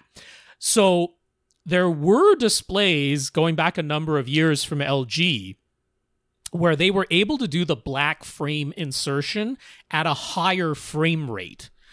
It was like the image was refreshing 120 times per second, but then there were also 120 black frames. So it was like 240 hertz refresh, but half of that was black frames. And people who were really, really prone to seeing blur and flicker loved that because it really reduced the flicker that we see on, I agree with you, all the modern OLEDs. You turn that black frame insertion on and you definitely see the flicker. But it did that thing where in between every sample and held frame of an image, there was just an entirely black screen. And so that allowed our brain to do the thing of seeing it more like pulses rather than full image, next full image, no interstitial in between to sort of reset our eye-brain system. But the ones doing it now are, doing it at basically 60 hertz, 60 frames of image and then 60 black frames in between, 120 hertz refreshing. But that allows us to see that flicker, and it's really quite, nobody really seems to enjoy using it. So the technology already existed. There were multiple different reasons why they eliminated that and went back to the old 60 hertz. But if we could get back to a much higher refresh rate with the black frame insertion, which we know is technically possible, that could be something that would be satisfying to you. But for the here and now, for the displays that you have already, I would actually encourage you, because he mostly talked about this during sports, right? For movies, didn't really notice it very much. But for fast-moving sports, for hockey or something like that, and I see this too, right? That hockey puck, black hockey puck going very quickly across, a solid white background, bright white background. You can see some of that trailing or some of that blur in that hockey puck. Sports is coming to us at like 30 frames or 60 fields, like 1080 I, right? 1080 interlaced, 60 fields per second, 30 full frames per second. You can turn on that de-blur setting because the OLEDs do separate the judder processing from the blur processing. For stuff that's coming in at 30 frames a second or 60 interlaced fields a second, you can turn on that de-blur without it having very much in the way of detrimental effects. You're not going to have a artificial looking soap opera effect on stuff that was already shot at 30 or 60 frames per second. It's when we're doing that conversion from 24 for movies and TV shows that are shot at 24 frames. It's when we do that conversion and use the de-judder processing to interpolate frames that were never there. That's where we get that really odd looking motion, that soap opera effect. But for sports, that doesn't happen. So don't be afraid of using that de-blur processing. I find it helpful. I think it does make a fast-moving sport like hockey look clearer and less blurry, having that de-blur on. It is technically creating frames that aren't there in the original signal, but it does a good job of it, and having that sample and held refresh done at a full 120 frames a second via the processing. It does help reduce some of that look. So don't be afraid to use it for content where it's not going to be detrimental. There you go. Yeah. Mike, first up, Mike appreciated Andrew's suggestion for the Atolona HD-based T system that can send both an HDMI signal and a network signal via a single Ethernet cable for $300 to $400 less than a similar HDMI to IP conversion system. But we are all in agreement that it's still a lot of money, particularly when all he really needs is a second Ethernet cable run from his equipment rack to a ceiling-mounted projector. So for the time being, he has simply secured an Ethernet cable to the wall-to-ceiling corners, meaning it's visible when the lights are on, but can't really be noticed when the lights are off. Not ideal, but good enough. Yeah, definitely less expensive than $1,300. Yes. Next, Mike just recently picked up a Marantz SR8015 receiver. He's used Audyssey before, but this is the first time he's had a dent in a Marantz model that offers the 2-speaker preset memory slots that you can toggle between for 2 different configurations. He's having some slight frustrations. He started by just running Audyssey directly from the receiver by plugging in an included mic and following the on-screen instructions. After he finished that, he wanted to try adjusting some settings using the Audyssey editor app, but nothing showed up in the editor app from what he had already done directly on the receiver. Is there some way to import the data, or can you only use the editor app by starting there, meaning you have to go through the whole measurement process again?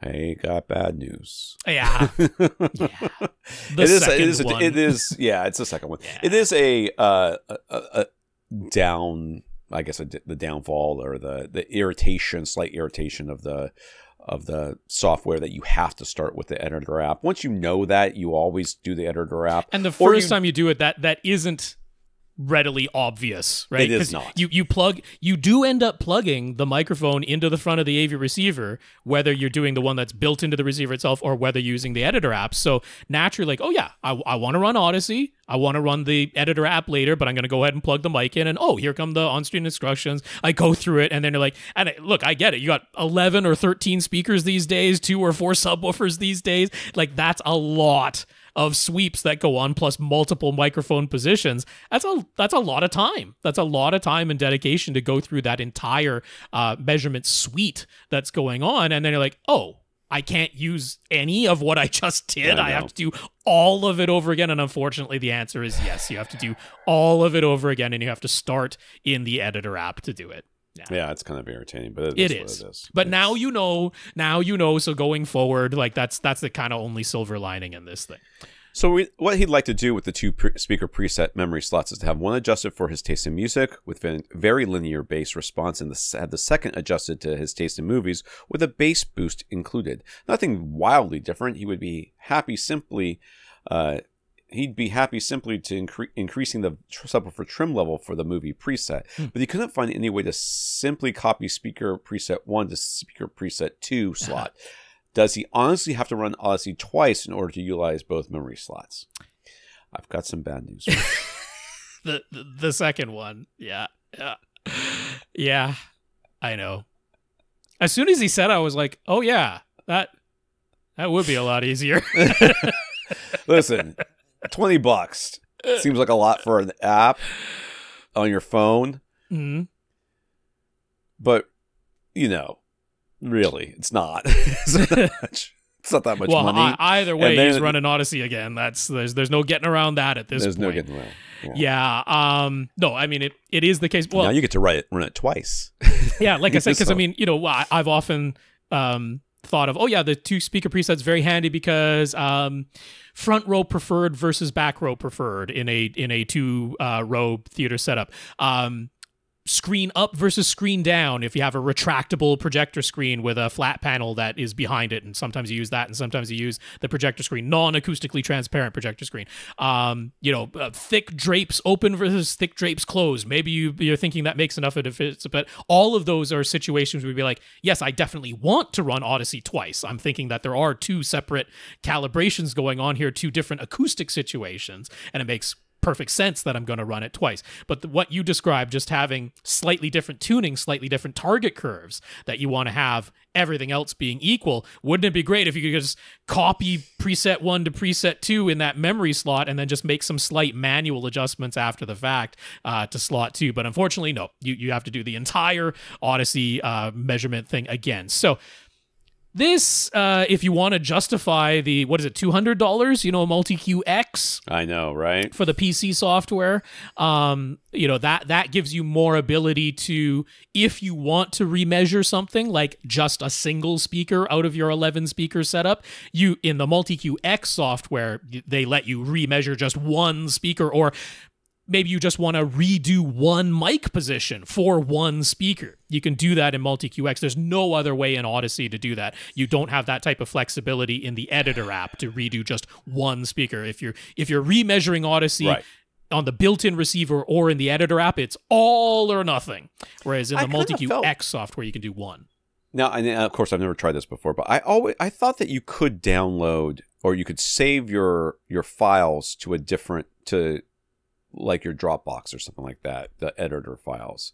Yeah, I guess you can do that with the app. With the app, with the editor app, you can save and upload different targets that you've created from the editor app. Oh, right. So that the thing, what it all stemmed from was he just did his old way of setting up, which is plug the microphone in and let it run on the AV receiver. So, I mean, the thing is, at this point, he's committed to doing the measurements at least once more because he wants to use the editor app to begin with. Once you have it in the editor app, from there you should be able to make changes and upload a single set of measurements, but with different manual target curves after the fact to sets presets 1 and 2. But there's no getting away from you're going to have to redo the measurements at least once more.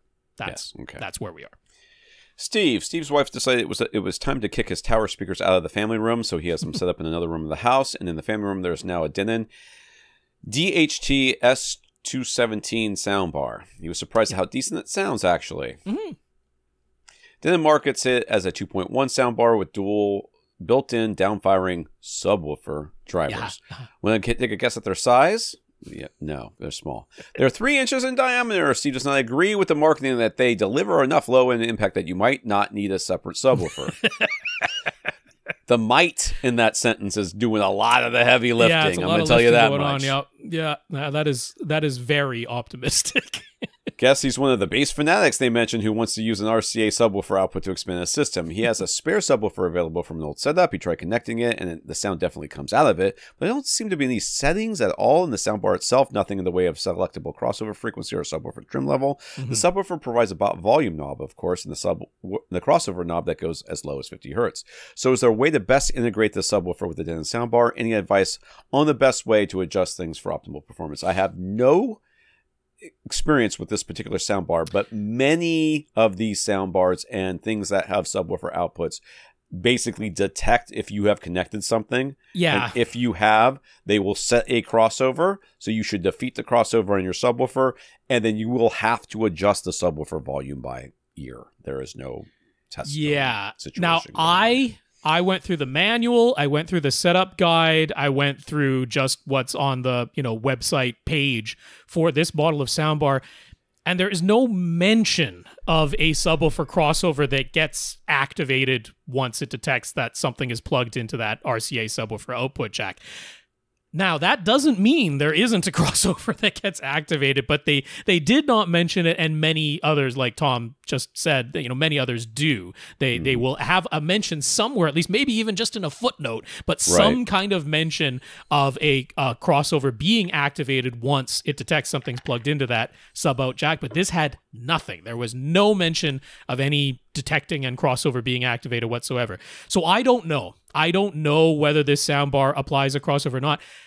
I would kind of guess that, like, even if it did, what would it do? Because the soundbar naturally is rolling off almost certainly above 80 hertz anyway. Right. So what I would suggest to you is, I agree with Tom's initial suggestion, just defeat the subwoofer's built-in crossover or turn that crossover knob that it has as high as it possibly goes. I would begin by, this is going to be a one subwoofer situation, I would begin by doing a subwoofer crawl or, just trial and error, finding where, at least at your main seat, you get the fewest obvious dips in the subwoofer response. So it begins by positioning that subwoofer all by itself as well as you are able to do. You probably have limited locations where it can go, so it might be easier to just put it in all the possible locations and listen to a bass sweep in your main suite rather than bothering with a subwoofer crawl. In many living room situations, you're like, well, I can really only go here or here. So, try those locations and see what sounds best. But you definitely start, when it comes to optimizing subwoofer integration, you start by just getting the subwoofer all by itself to play a bass sweep with as few gigantic dips in it as you can possibly muster, at least at your main seat. From there, it really is just trial and error. It really is just some trial and error of now playing a sweep through the sound bar, which is then feeding the subwoofer, so it's the entire system. Maybe start with that sweep playing at a higher frequency, like 400 hertz or something instead of 200, and have that entire sweep playing on repeat through the soundbar and subwoofer. And it is just trial and error, adjusting that crossover knob until you get the smoothest blend that you can achieve. And there is no one size fits all, because even if you somehow had specs on where's the minus 3 dB point of this soundbar, that doesn't mean that in your room, in the location where you've put the soundbar in the location where your seat is relative to all of that, that the specs are going to play out with where that sweep actually sounds even. It's all to do with room placement. So there's no getting away from trial and error in a situation like this. But yeah, my guess is that you'll end up with that crossover knob probably set somewhere slightly higher than 100 hertz. because for a soundbar like this, it's not playing much below 110. About 110, 120 is where this soundbar is going to start really rolling off. So if you end up with that crossover knob set at 150, don't think you've done something wrong. You know, if the sweep sounds the most even and you're not noticing a gap between where the bottom end of the soundbar cuts off and the top end of the subwoofer comes in, if you're like, the only way I don't get a gap between those two things is with the crossover knob on the subwoofer set to 150 or 200, that's fine. That you did it right. You know, don't doubt yourself if that's where it ends up. Okay. Rob, not you, different Rob. Yes. If you want to make a professional-looking home theater diagram with room dimensions, speaker placement, seating, or acoustic treatments, etc., what software do we recommend? He uses a Windows laptop and an Android phone, so whatever is compatible with either of those. I've never really done that. I used to use SketchUp or something like that to do stuff like that. That's going to be in this list for sure. Yeah, but it's very manual. I mean, you can find if I remember, like preset objects or whatever that you can turn into, like this represents my room treatments, and this is a couch because it is actually a couch. Yeah, that sort of thing. But yeah, go ahead. Yeah, so I'm going to start at like sort of the certainly the most expensive and probably more than you need. But if you really want a complete solution and specifically for home theater planning, then I can't get away from mentioning the Cinema Designer. This is actually, it was primarily led by one gentleman in the UK, but this is officially supported by Cedia. So this is the design software that Cedia themselves promote and most Cedia designers use at this point. And it is fully integrated with manufacturers, so it gives you entire recommendations on specific speaker models, amplifier models, projector models, all those types of things, and really, really, granular detail, exactly where they would recommend placing these things, angles, all kinds of diagrams. So it's really high-end cinema planning software. And there's a price that goes along with that. I can't imagine that anyone listening to this podcast would be satisfied with the basic version. Maybe a handful would be okay, but it's very limited to just the most popular flat panel models, and I think it stops at 5.1 or something like that. Like it is basic, right. Whereas most people would want the Pro version, which costs £75 British pounds a month. And you must sign up for a 3-month minimum. So there's no getting away from that price. If you're going for the what they call media room, the basic, that's $45 a month, and again, a 3-month minimum. Or you can pay for an entire year subscription to this software for 630 British pounds for a year for that Pro software.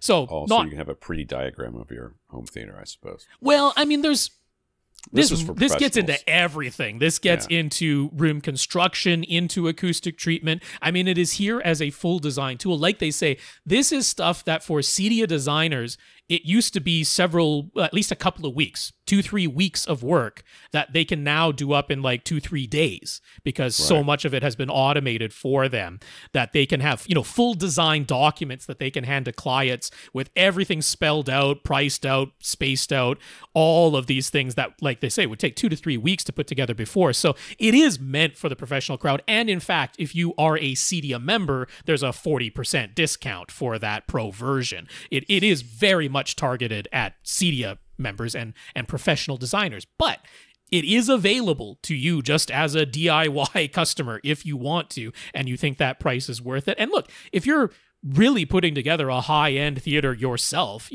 paying that amount of money for the 3-month thing, that's kind of a drop in the bucket compared to what it might cost to do all this planning or pay someone else to do it for you. So there's certainly cases where this could make sense, but that is the Cinema Designer. So the one I'm definitely going to point you towards, because it's free, so why not at least have a look at it, is from the website Audio Advice. They have their home theater designer. Definitely, not as in-depth as that Cinema Designer, but the price is free, and it's pretty darn good, especially if what you're really just looking for is, I just want to visualize more or less what my system is going to be and make some adjustments and see it in pretty darn close to real time. It does a little bit of processing on the web, but it's pretty darn quick. This is very impressive software, this Home Theater Designer from Audio Advice. They give you all kinds of different parameters, so you can, of course, select the room size. Now, look, this is doing rectangular rooms. That's one of the shortcomings or limitations, if you want to say, of this software. This is doing rectangular rooms, and there's nothing in here to let you do oddly shaped rooms or program in openings or something like that. So this is definitely a home theater space or a rectangular home theater room, but you put in the dimensions, and then you can select how many seats, how many rows, how many seats per row. You can adjust riser height if you're saying that you have a riser. Then you can designate that the front row or the back row or the middle row, if you've put that many, is the primary row, and it'll show you the distances. There's a ruler that you can toggle on and off to show that primary distance, distance from the primary seating to the display location. You can do a first-person view in this. You move your mouse and drag it around. 3D view, first-person view, overhead view. Very nice and useful stuff. Flat panels or projectors, acoustically transparent or not.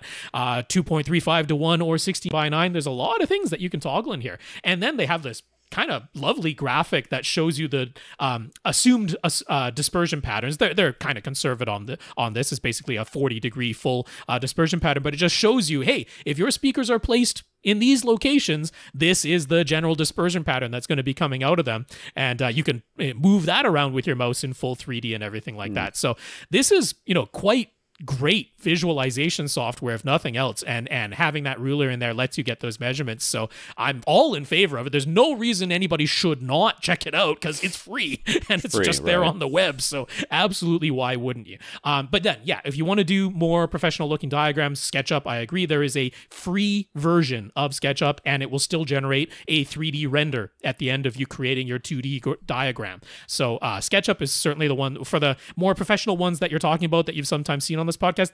They're most often done in SketchUp, but there's absolutely a bit of a learning curve to it, so you don't expect that you're just gonna go to the website and do something in 20 minutes. It's like the thing about SketchUp, because I used it many years ago when I was designing my office, and we were trying to figure out how many acoustic panels I could put in there. 2 foot by 4 feet by 4 inches thick. Yeah. And I essentially was able to, by measuring everything and making sure that all the dimensions were correct and then the dimensions of the panels were correct, I was able to figure out exactly how many I could put in there. I mean, it was a lot. So it is nice in that way. But Rob's right. The learning curve on it is not impossible. It's not super hard. No, not impossible. You can sort of muddle your way through it the first time, and maybe never use it again. But it is not an unmanageable task to figure it out. Yeah.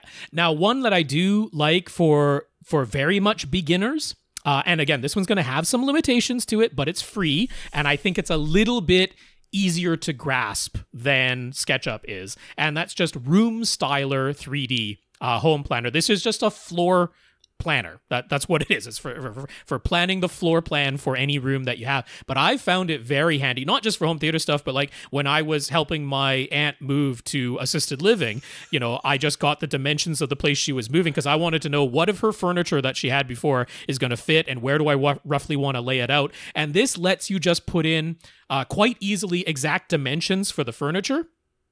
And just, move those around with your mouse, drag and drop in a floor plan that you create, and creating those floor plans, like, these don't have to just be rectangles. This lets you do complicated floor plans very easily. So I find that Room Styler 3D very handy. If I want to do something quickly, then this is the one that I go to just on the web, because I think it does a pretty good job for just quick and dirty, helping you visualize if things are going to fit. But what it lacks is a nice ruler, and it doesn't have that. So you're kind of doing the dimensions manually yourself and making sure that you enter those ahead of times. And it certainly has limitations just on the, the look and the professionalism and on that. But if this is more about like, hey, is this is this new recliner I'm planning on gonna fit? Like is what are my aisle sizes gonna be on either side if I go for this new couch? Like for that type of stuff, I think it does a great job really quickly and easily. There's barely a learning curve to this one. If you can drag and drop stuff and type in numbers for how many inches it is wide and long, then you can use Room Styler. So I like that one. So I just want to mention one last thing on like web software that you can use. This is not a room planner whatsoever, but I find over at projectorscreen.com, if you want to do some calculations for screen size or compare your old screen size to your new one, again, this is not a room planner in any way, but since we're talking about web software that might be helpful to you, projectorscreen.com has their projector screen calculator, and again, you can enter all sorts of parameters. They've borrowed the calculator from Projector Central for calculating like how bright it's going to be given a given projector model and your screen size and gain and that type of thing. But I really like down at the bottom of it, they have this screen size comparator that just shows you that overlay and gives you all the relevant width and height very, very accurately for your diagonal screen size. If you want to enter those things and look that up quickly, I find that very handy quite often over at Projector Screen. There you go. Mohsen in Australia, after our many back and forth discussions and after having followed all of our previous suggestions for how to improve his home theater setup, he finally did what he originally asked about and bought himself an external amplifier. That's right. He's been wanting to this whole time, and we're like, nope, do all these things first. He's like, okay, I did them. Gonna get my amp now? Yes, I can get my amp now. So he's thinking after he's hearing better details and separation now that he's had it. If you were only thinking it, I got some bad news. And so he's happy and he thinks it sounds nice. It's a 7-channel amp. It's connected to his Yamaha RXV2085 receiver via RCA cables. Naturally, he reran YPOW once his new amp was connected, and it did something he'd never heard before in between each speaker measurement. Like when it was switching from one speaker to the next, there was a sort of staticky or hiss-type noise. Mm-hmm. The joys of separates. Wasn't it great? Isn't everything so much better now? Huh? During the movies, there's no noticeable hiss or static, but it never had any noise when it was switching between speakers during YPOW setup when he was just using the receiver's built-in amplification. Any idea what caused that?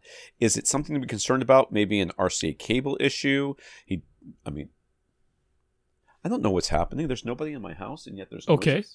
So I'm going to go. Tom's going to go check. So I will talk on this for a little bit. First of all, if you're able to play a movie, a silent scene comes on, or it's, just the opening credits or something like no sound is playing, and you aren't hearing any static or hiss at that point, well, then it's not your RCA cables. It's not something to do with the cables just inherently introducing interference of some sort to your system. If that noise persisted at all times, then maybe there's some interference coming in that way. But no, you've already more or less eliminated that scenario by saying, hey, when I play the movie and it goes to a silent scene, there's no noise. So it isn't just something in your RCA cables. There are definitely noises that occur during like YPOW setup or Audyssey setup or any of these where when it is switching from channel to channel, there are relays that click inside of the AV receivers. Yeah. I hear that all the time, but that isn't what he described. Because a click is very obvious, and you might not know what it is, and you might ask what it is, and we tell you it's a relay clicking but inside. You call it a hiss or a static. It's a click. Yeah. So this is definitely something else. So honestly, I am not entirely sure. Like you're going to have that YPOW test tone that plays, of course, but he recognized that. He's like, no, this is in between when normally it's silent and something was going on. I think he needs XLR cables, clearly. He needs a bigger amplifier, XLR cables, and some EMF paper to wrap around the cables. Tom is being facetious. Now, what is possible... What is not completely out of the realm of possibility here, because, he didn't say how loud this staticky, hissy type sound was. He didn't mention that. He just said he heard something that he didn't hear before. He's using Klipsch speakers. He just got a high wattage amplifier, and by default, when that YPOW test tone first starts, it's got the gain up pretty high. Yeah. It'll turn that trim level down. It'll lower that gain when that sweep very first starts playing, and it does it really quickly. Some people are like, how can it know? How can it not damage my speakers if it's coming out too loud? It's like, no, as soon as the microphone detects the sound, it very, very quickly determines if it's much too loud and very, very quickly reduces the gain. So as that sweep goes, droop, it's like from that very first low note where it's very unlikely you're ever going to damage a speaker on that low frequency sound. It really, really quickly lowers that gain. So I'm just thinking, okay, so the first time... Yeah, it's just noise floor. Because if this is a quiet static, if this is a quiet hiss, with the speakers you have, the sensitivity that they have, and the type of gain that might have been being applied from this new amplifier, if you were just hearing a very soft little static hiss, that wouldn't be surprising to me. That's just like, okay, the gain hasn't been turned down yet. You're just hearing the noise floor that happens when the gain is at maximum, and you're now noticing the noise floor, the idle hiss that comes out of the tweeter of your speakers. So this is all to do with volume. If it was a quiet volume that you just never heard before, I think that's all it is. I think it's just the normal gain having been high before the YPow lowered it on that very first test tone. And I mean, that's the whole point of the high power handling, or the very sensitive speakers that you have, is that you don't have to put very much power into them. You sure don't. And you've wanted to get an amplifier, now you got an amplifier, and now those speakers are getting, at the very beginning of these test tones, perhaps if we're correct in what we're saying here, that they're getting a lot of power. That you would never actually send them during actual playback. I bet that trim level is not set at a positive number. Yeah. And not only that, I mean, how many times are any of us ever really listening to that reference level anyways? It's pretty rare. So even if you are, that still might not be as high as the power that's coming out of these things normally. Oh, yeah. So, yeah, I mean, that definitely could be it. Could be it. Yep. Dazz. In Dazz and Drea's bedroom, they have a bay window area that they refer to as the Nook. It got updated a bit during the recent renovations, and the old small LG TV that was there got accidentally broken by Dazz while Dazz was moving things around in there, so it's time to get a new TV. 83-inch C3s are on sale for $3,000. I just saw that. It is, yes. They used to have a recliner that was too big and a beanbag chair that was too low in the Nook. The son has moved out now, and those seats went with him, so Drea found a love seat chaise to go in the Nook instead. Yep, Is this the Nook? I thought the Nook was like a shelf that they sat on, but no, it's like a big space. Yeah. It's a big space. It's a full, if you got a dormer, it's basically the space for a dormer in front of a window. Yeah. I don't know what that is, but I agree. I agree with you completely. That's what it is. They've agreed to go with a 55-inch TV, but they weren't sure about the exact model. Dazz immediately thought to go with OLED. The least expensive 55-inch OLED would do, in his opinion, but that'd still be over $1,000. Drea figures if they're going to get an OLED, then it should be a 77-incher for the living room, and then move the 65-inch Vizio P-Series from the living room into the Nook. And Dazz has to admit, she has a point. Will you shut up? Just say yes. She said buy a new TV. Well, no, there's a little bit more to the story. Yeah.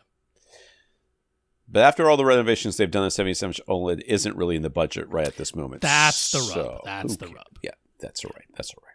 Just wait. Just get the big TV.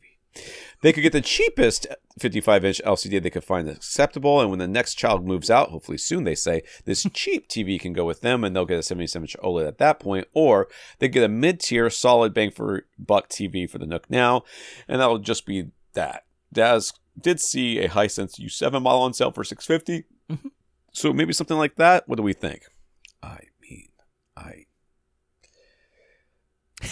I hate to say this because I understand where you're coming from. You're kind of like trying to sort of anticipate the future and all of that. And I don't necessarily disagree with what your plans are. You know, getting a TV that you know you will send with your child someplace is a good idea, I think.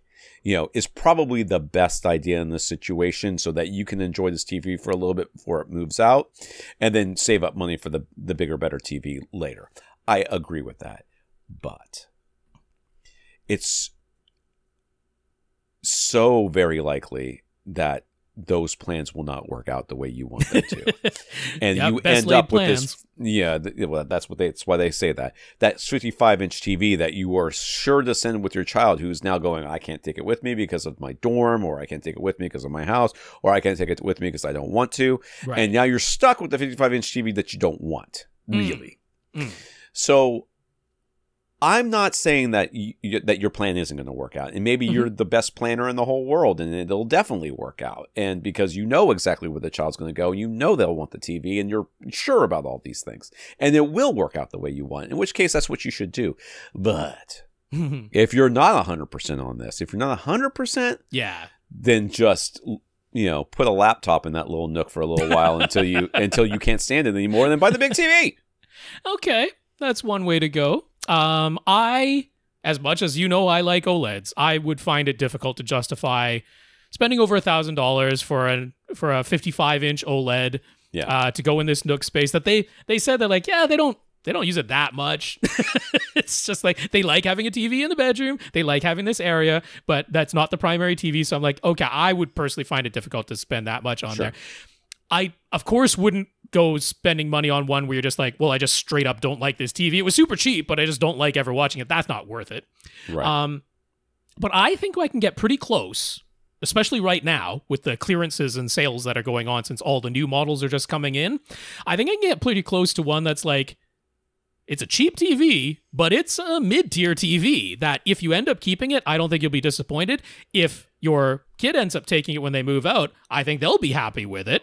And it's costing less than half of what an OLED would cost. And just all around, I think we'll get a pretty positive reaction. So that would be TCL's Q7 series from last year, from 2023. So the brand new QM751, those just came out, and the 55-incher of that is $700.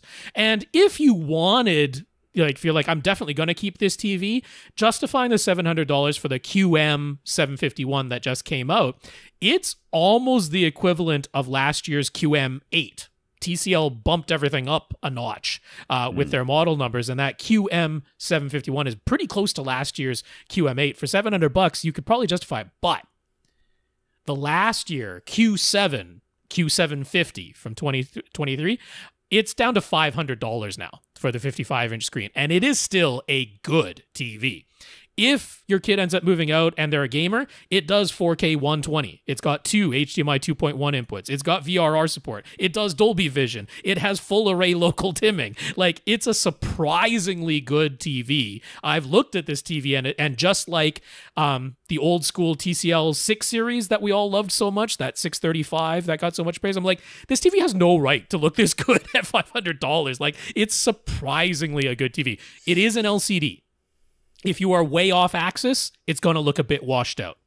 But if you're viewing it on axis, and I'm looking at this dormer Nook that they've got, and I'm like, sure looks like you're going to be sitting in that love seat couch and looking pretty darn straightforward at the TV on that stand or on the wall. It's like, it looks remarkably good from there. So I think for $500, the TCL Q750 from 2023 is the way to go here. I'm trying to think of how anybody could be disappointed with that decision, and I'm not coming up with one. So, I don't know. I don't know. I see. I mean, Tom wants to get that 77-inch OLED, right? No, so save every penny. I think that you should just not have a TV in here at all, to be honest with you. Okay. But that's just me. I mean, I like having a TV, a nice TV in the house. It's in its own room. It does its own thing. Yeah. And then the rest of the house is for everything other than the TV. So, you've got this nice little nook area here that could be for reading. You could put like a bookshelf in here. That's not everybody though, Tom. I know. That's why I'm like kind of like I'm imposing my own aesthetic and stuff on there, but whatever. So they're going to try out whichever TV they get and just see how it does on its own in terms of sound. But Dazz has very low expectations, being built-in TV speakers and all. They're not that far away, but still. They aren't looking to make another purchase right away, but just in general, if all they want is a very, very simple audio solution for the Nook with minimal aesthetic impact, should he be spending time looking into soundbars or a pair of self-powered speakers? You could make the argument for either. Yes, you sure can. And I would be okay with you getting either. Not that in my opinion matters all that much, but I would be looking towards self-powered speakers. I think they're super easy these days to integrate. They have HDMI inputs. They have optical inputs. Fluence, I think I've reviewed a couple. Yeah. That AI41, CAF, 250 if you want nice ones, you can go CAF. CAF, could. You sure could. A lot more money than $250 for the CAFs. But those Fluence AI41s, $250, they've got like 4 different looks that you can go for, right? They've got the all black, they've got the white with the light wood sides, they got the white with the dark wood sides, and they got the black front with the dark wood sides. But like, you're gonna have something that's gonna look pretty like remarkably nice in here. They sound better. Again, this is one of those ones where it's like, I think those. So I think, you know, that the TCL TV that I recommended at $500 looks better than you would expect. And for $250, I think those Fluence AI41 speakers sound better than you would expect. And we know Dazz is a bit of a bass head, and those Fluence speakers have a dedicated subwoofer output. So if you wanted to add a subwoofer, you could. They have that capability. The Fluence ones do not have an HDMI input, but you are going to be talking about either 2.0 or 2.1 here. So the optical connection is completely fine for that. Yes. There's no degradation of quality there. So they come with a remote. They're easy to set up. They work really nicely. They sound great. They'll work great with your TV. That's what I would get rather than a soundbar. Yeah, and like I said, I reviewed these. These were, you know, I had them in my theater. I had them in the, I had them next to my computer. You know, they're big. You know me, I don't like most soundbars. And like, if I had $250 to spend, there is no question in my mind that those Fluence speakers sound better than any $250 soundbar. That's for darn sure. Well, and that's the name of the article, which is Fluence A141 powered bookshelf speakers soundbar killer ? Yeah. Yes, they are. They are. Yeah. All right. I feel like we've gone forever. No, we got a little bit of time. We can do 1 or 2 more. That'll be it. Kris and his wife visited a local dealer and saw a demo of their Kaleidescape system. They both liked it so much that his wife was on board with them getting one. And must not have talked about price. The thing is, this particular dealer suggested to him that it would be best to also get a whole Control 4 system in order to control it, but Kris just wants to use his Harmony remote. Mm-hmm. They did see that there's a Kaleidescape app that could be used to control it as well. So Kris would like to know, if he buys the Kaleidescape system, is it possible for him to program that into his Harmony on his own, since his dealer doesn't seem to want to deal with Harmony remotes at all? I don't blame him for not wanting to, because they're he can't sell you one. Can't sell you one. Nope. And he's not making any money on it. So yeah. So this depends a little bit on how much of the Kaleidescape system capabilities you want to take advantage of. Because if all you're doing is you're going to have the server that's holding your movies, and you're going to have one playback device, or maybe one playback device per TV. But this really is just I've got a playback device for my display, and that's all I want to control at any given time.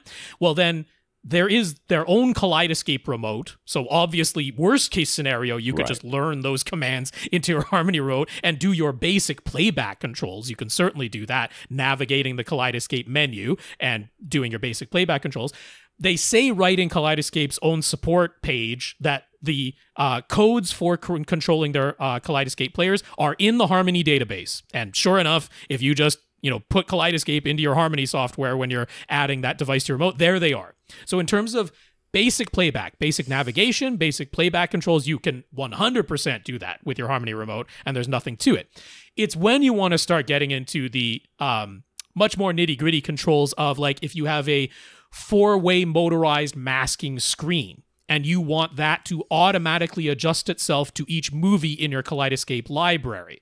Well, you're going to need a more sophisticated control system than what the remote or the Harmony codes that are already in the database can do for that. If you want to be able to use a tablet to scroll through your whole Kaleidescape library there and then send it to any room or combination of rooms in your house, that's a little bit more sophisticated than what the Harmony is doing, right? So it's things like that. If you want your Kaleidescape system to integrate with your whole house control system, which it can absolutely do.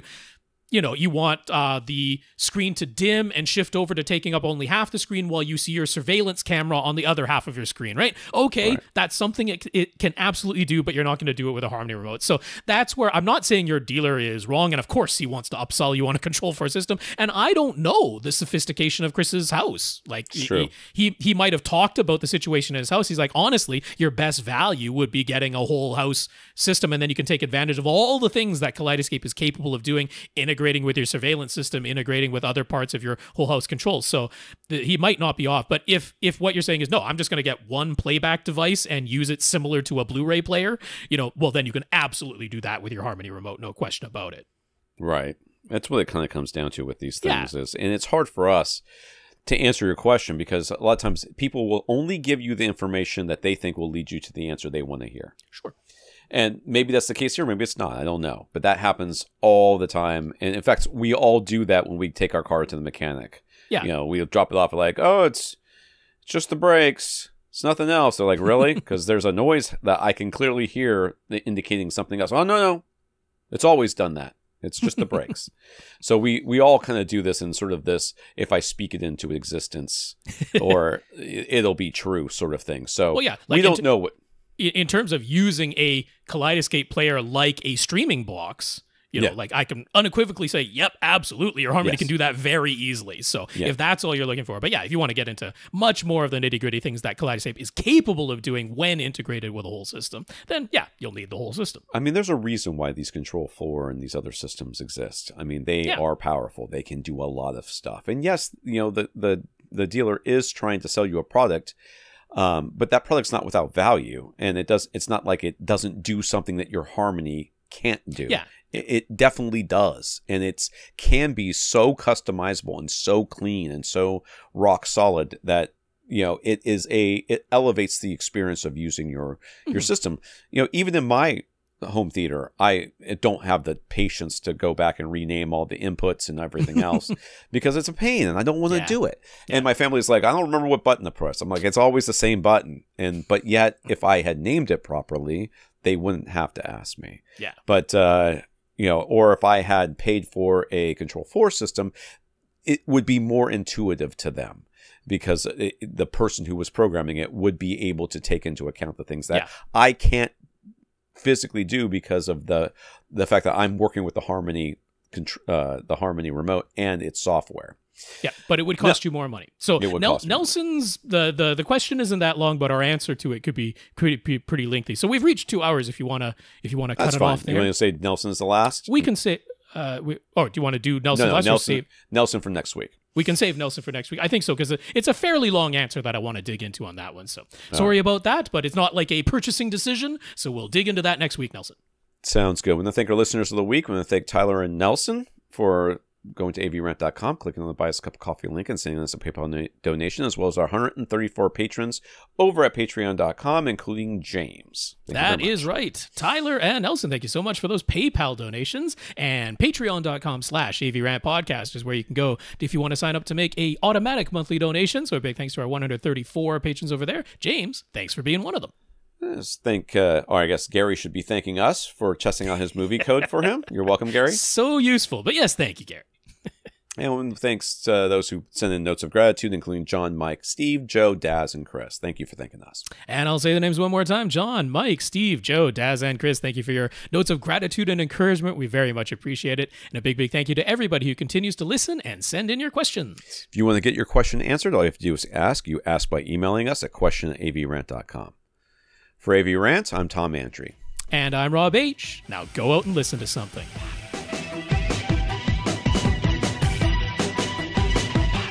Want your question answered? Send it to question@avrant.com.